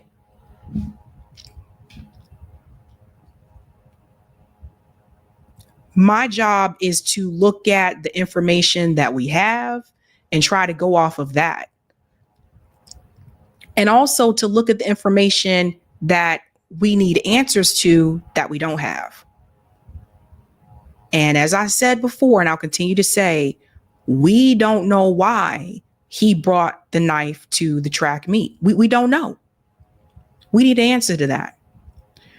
We also need a video. We need a video so that we can see what actually happened. Because I've heard so many different stories about how this went down. I don't know what to believe. So I seriously hope people are not falling for what corporate media is doing right now. They're really doing it. But that's why I say all hell breaks loose. Because, like, seriously, I'm like, it's OJ all over again. So I think that we need to wait till we get more information. But like I said, the fact that they sent him home and put him on house arrest, that's a win for Karmelo. That's not, it didn't go in the other direction. You know, it's like if the judge would have said, no, the bail stays the same, then I would be speaking differently. That's not what the judge said. If the judge would have said, well, no, he can't go home on house arrest. I mean, these are things to think about. Right now, that looked like it's in his favor. But we still have to wait for more information. And that's just the reality. But right now, I see everybody online. All of a sudden, everyone's a lawyer. It's like the making of a murderer documentary again. Like Making a Murderer documentary is back in the news again. And when that documentary came out on Netflix, all of a sudden, everybody on social media was a lawyer. I'm like, really? We'll have to wait to see more information. All right, guys, we are going to do call in tonight after the show. Can I go ahead and get that poll, please? Get the poll. Get the poll. Get the poll. Get the poll. All righty. Thank you. Do you agree with Trump tariffs on China? We have 1,716 votes. 16% say yes. 61% say no. 8% said yes, but it should be lower. And 15% say, I'm not sure. Interesting mix there, guys. All righty. All right, guys, I'm going to take a quick break. Eric's going to come on. Eric, I think we got a couple of chats as well. Chats come in. And I'll be back and we can do call in. All right. I'll see what we got. All right. This is the part of the show when we're getting to the end of the YouTube show, and we'll be shifting over to the call-in segment. Sorry, just adjusting something here. That's what I wanted. Yes, let's see what we got for some chats. But yeah, we'll see what we got for chats. Sabrina takes a break at this point, and then we'll be giving out the link to the Zoom room. She's actually creating it during the break. Sorry, we don't have the link for you yet. I know people are always ready, but yeah, in the Zoom call-in, we can hear what you think, and you can talk about subjects that were up on the show today. You can talk about other things, anything you want. You can put your camera on. You can leave it off. You can. We'll see if a certain cat shows up. We'll see. Sometimes we get that and have a good time in the Zoom call-in hangout. But more on that in a little bit. Let's see what we got. We got at least one super chat here. Let's see. Thanks for the super chat, Courtney Smith, who says there are more students from that school who are coming out and saying that Carmelo is known for fights. His lawyer also debunked the bullying narrative. It's still too early for me to call the case. Yeah, I mean, you know, information's going to come out. It's going to be pushing it in different directions. And, you know, we'll see where that goes. We can talk about it in call-in if you want. So, yeah, I think we even talked about it last time on call-in when the story first came out. But yeah, come on into the Zoom call-in hangout and tell us what you think. Yeah, it used to be a call-in app, And then Rumble bought the app and killed it because Rumble wanted to do something else. I think they do like a locals version of it that you have to pay for.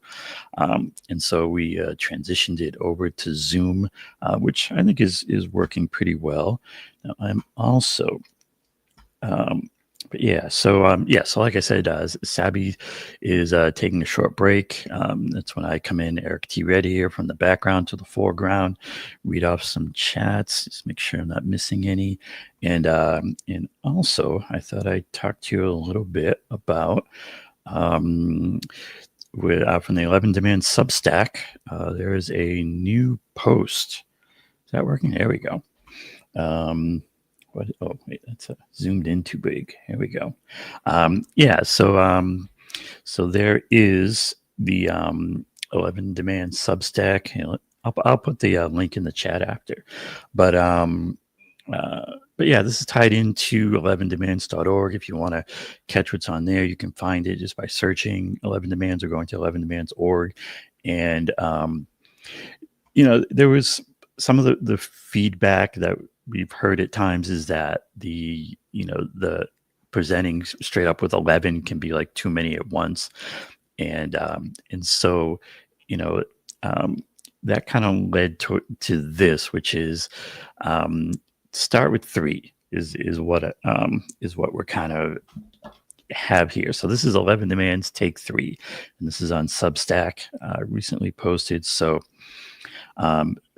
we can start by focusing on the core demands as kind of a way to get into this. So let's say 11 Demands Take 3. So real change starts with real demands. So let's take 1, healthcare for all, right? And healthcare for all healthcare for all. So the way you can be representing this is to say, Medicare for all is a compromise. Don't settle for half measures. Don't start with a compromise. The kind of part of the 11 Demands strategy, the 11 Demands idea is to don't start with compromises. Don't start with half measures. Don't demand half measures. Demand what you want. Demand big. We want healthcare for all. We don't want Medicare for all. We don't want health insurance. We want full healthcare for all. Next one, minimum standard of living for everyone. A higher minimum wage is good. A guaranteed standard of living would be transformative. And it's on the similar concept. Don't just put all your energy into, raising the minimum wage. It's great, but let's shoot bigger. Let's say we have a country, a society, a government where a minimum standard of living was guaranteed. That's the kind of society we should be describing and going for. And that's part of the 11 Demands concept. Turn it up to 11, demand big. End the wars, right? That's, the third big concept of kind of the Take 3, where we need to be calling out war as a racket. All these wars are about money and resources. When you follow the dots, it all ties into that. The answer is peace, and to be recognizing that and, connecting it into the corruption and the money. And that gets us into, MCDS is where you connect the dots: money, corruption, demand, solutions. You always follow that money, always. You look at any war action that's happening right now, it ties into military industrial complex, defense contractor money. And then that money from their billionaire owners gets funneled into Congress, and that's where you have the corruption. You need to be calling out the corruption relentlessly. From there, you need to have robust demands, as in terms of having, real, as far as if you're going to solve this core problem, you need real campaign finance reform, public financing of elections. You need to tackle the Citizens United and those kind of decisions with a move to amend style constitutional amendment. We need to be thinking big, demanding big, because we have huge problems. We're going to need big fixes. That's the robust demands of dialing them up. And when you do have those robust demands, it ends up leading to good solutions. And then this kind of card here ends with kind of these mission statements of, both major political parties are thoroughly corrupt and only serve the interests of the billionaires and large corporations. And I mean, this ties into the Nina Turner story earlier, the Bernie and AOC, roadshow where, those of us here on the real left who really know what's going on know that they're just good. When they get to the end of that, they're going to say, okay, time to vote for the next corporate Democrat, because that's their role, is to sheep herd. The 11 demand strategy proposes the formation of a mass movement centered around a coherent, concise set of demands. Everyone knows that big money and corruption are running the show. It's time for the 99% to be clear about our demands and insist on real solutions. So the base concept here is to have clear and concise demands, so that when people are asking, what are you about? What is a movement about? What's a movement organizing about? You have something that's concrete and just in there as a core thing simply. So we can start with these three: the healthcare, the minimum standard of living, and end the wars. And then when you get deeper in, you get to the 11, and you have a whole set here that covers all the bases, and that can be really a full up policy. So so 11 demands, 11demands.org, check it out, and let's figure out what we can put together to make some real change. Yeah, there you go. All right. Okay, guys, we are going to do call in. And before you guys don't go, whatever you do, don't miss Thursday's show is going to be a banger. So don't miss that. That's an important one, pretty big one. We'll probably do call in after that. We can't say why, but it's a big one. Yeah, Eric knows. But the link for call in is pinned to the top of that chat. So you'll see it there at the top of the live chat. And you can also just setting up Sabby Sabs. Yeah, Eric's going to set that up. I'm going to go ahead and open the call-in room while I'm on stream, just to make sure everybody gets in okay. And I see people are already entering the room. The way this works, if you're new when you're calling in and you want to speak, I ask that you, 1 second here, if everyone can just mute themselves. When you join, you mute. And if you want to speak, there's a icon at the bottom that says raise hand on Zoom. You raise your hand, and that's how I know that you want to speak. So everyone, please mute. Thank you. All right. Looks like everybody's getting in. But if you come into the stream a little bit later and you want to join, I think Eric has the link here. You can just go to sabrinasalvati.com to get that Zoom link, because immediately when a show ends, the live chat is not present. I don't know why that is. That's a YouTube thing, but you can get that link there at sabrinasalvati.com. And let me just everyone please mute. Check that Sabby Sabs 2 is working. And Eric, once you're in, I can make you a host, a co-host.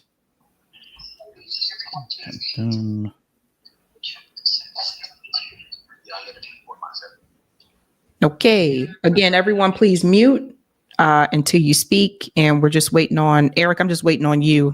I'm launching now. Let's see. I don't know why this thing is giving me weird. All right, join. And raise hand. All right. All right. I think we're ready for action, and I will see you all in there.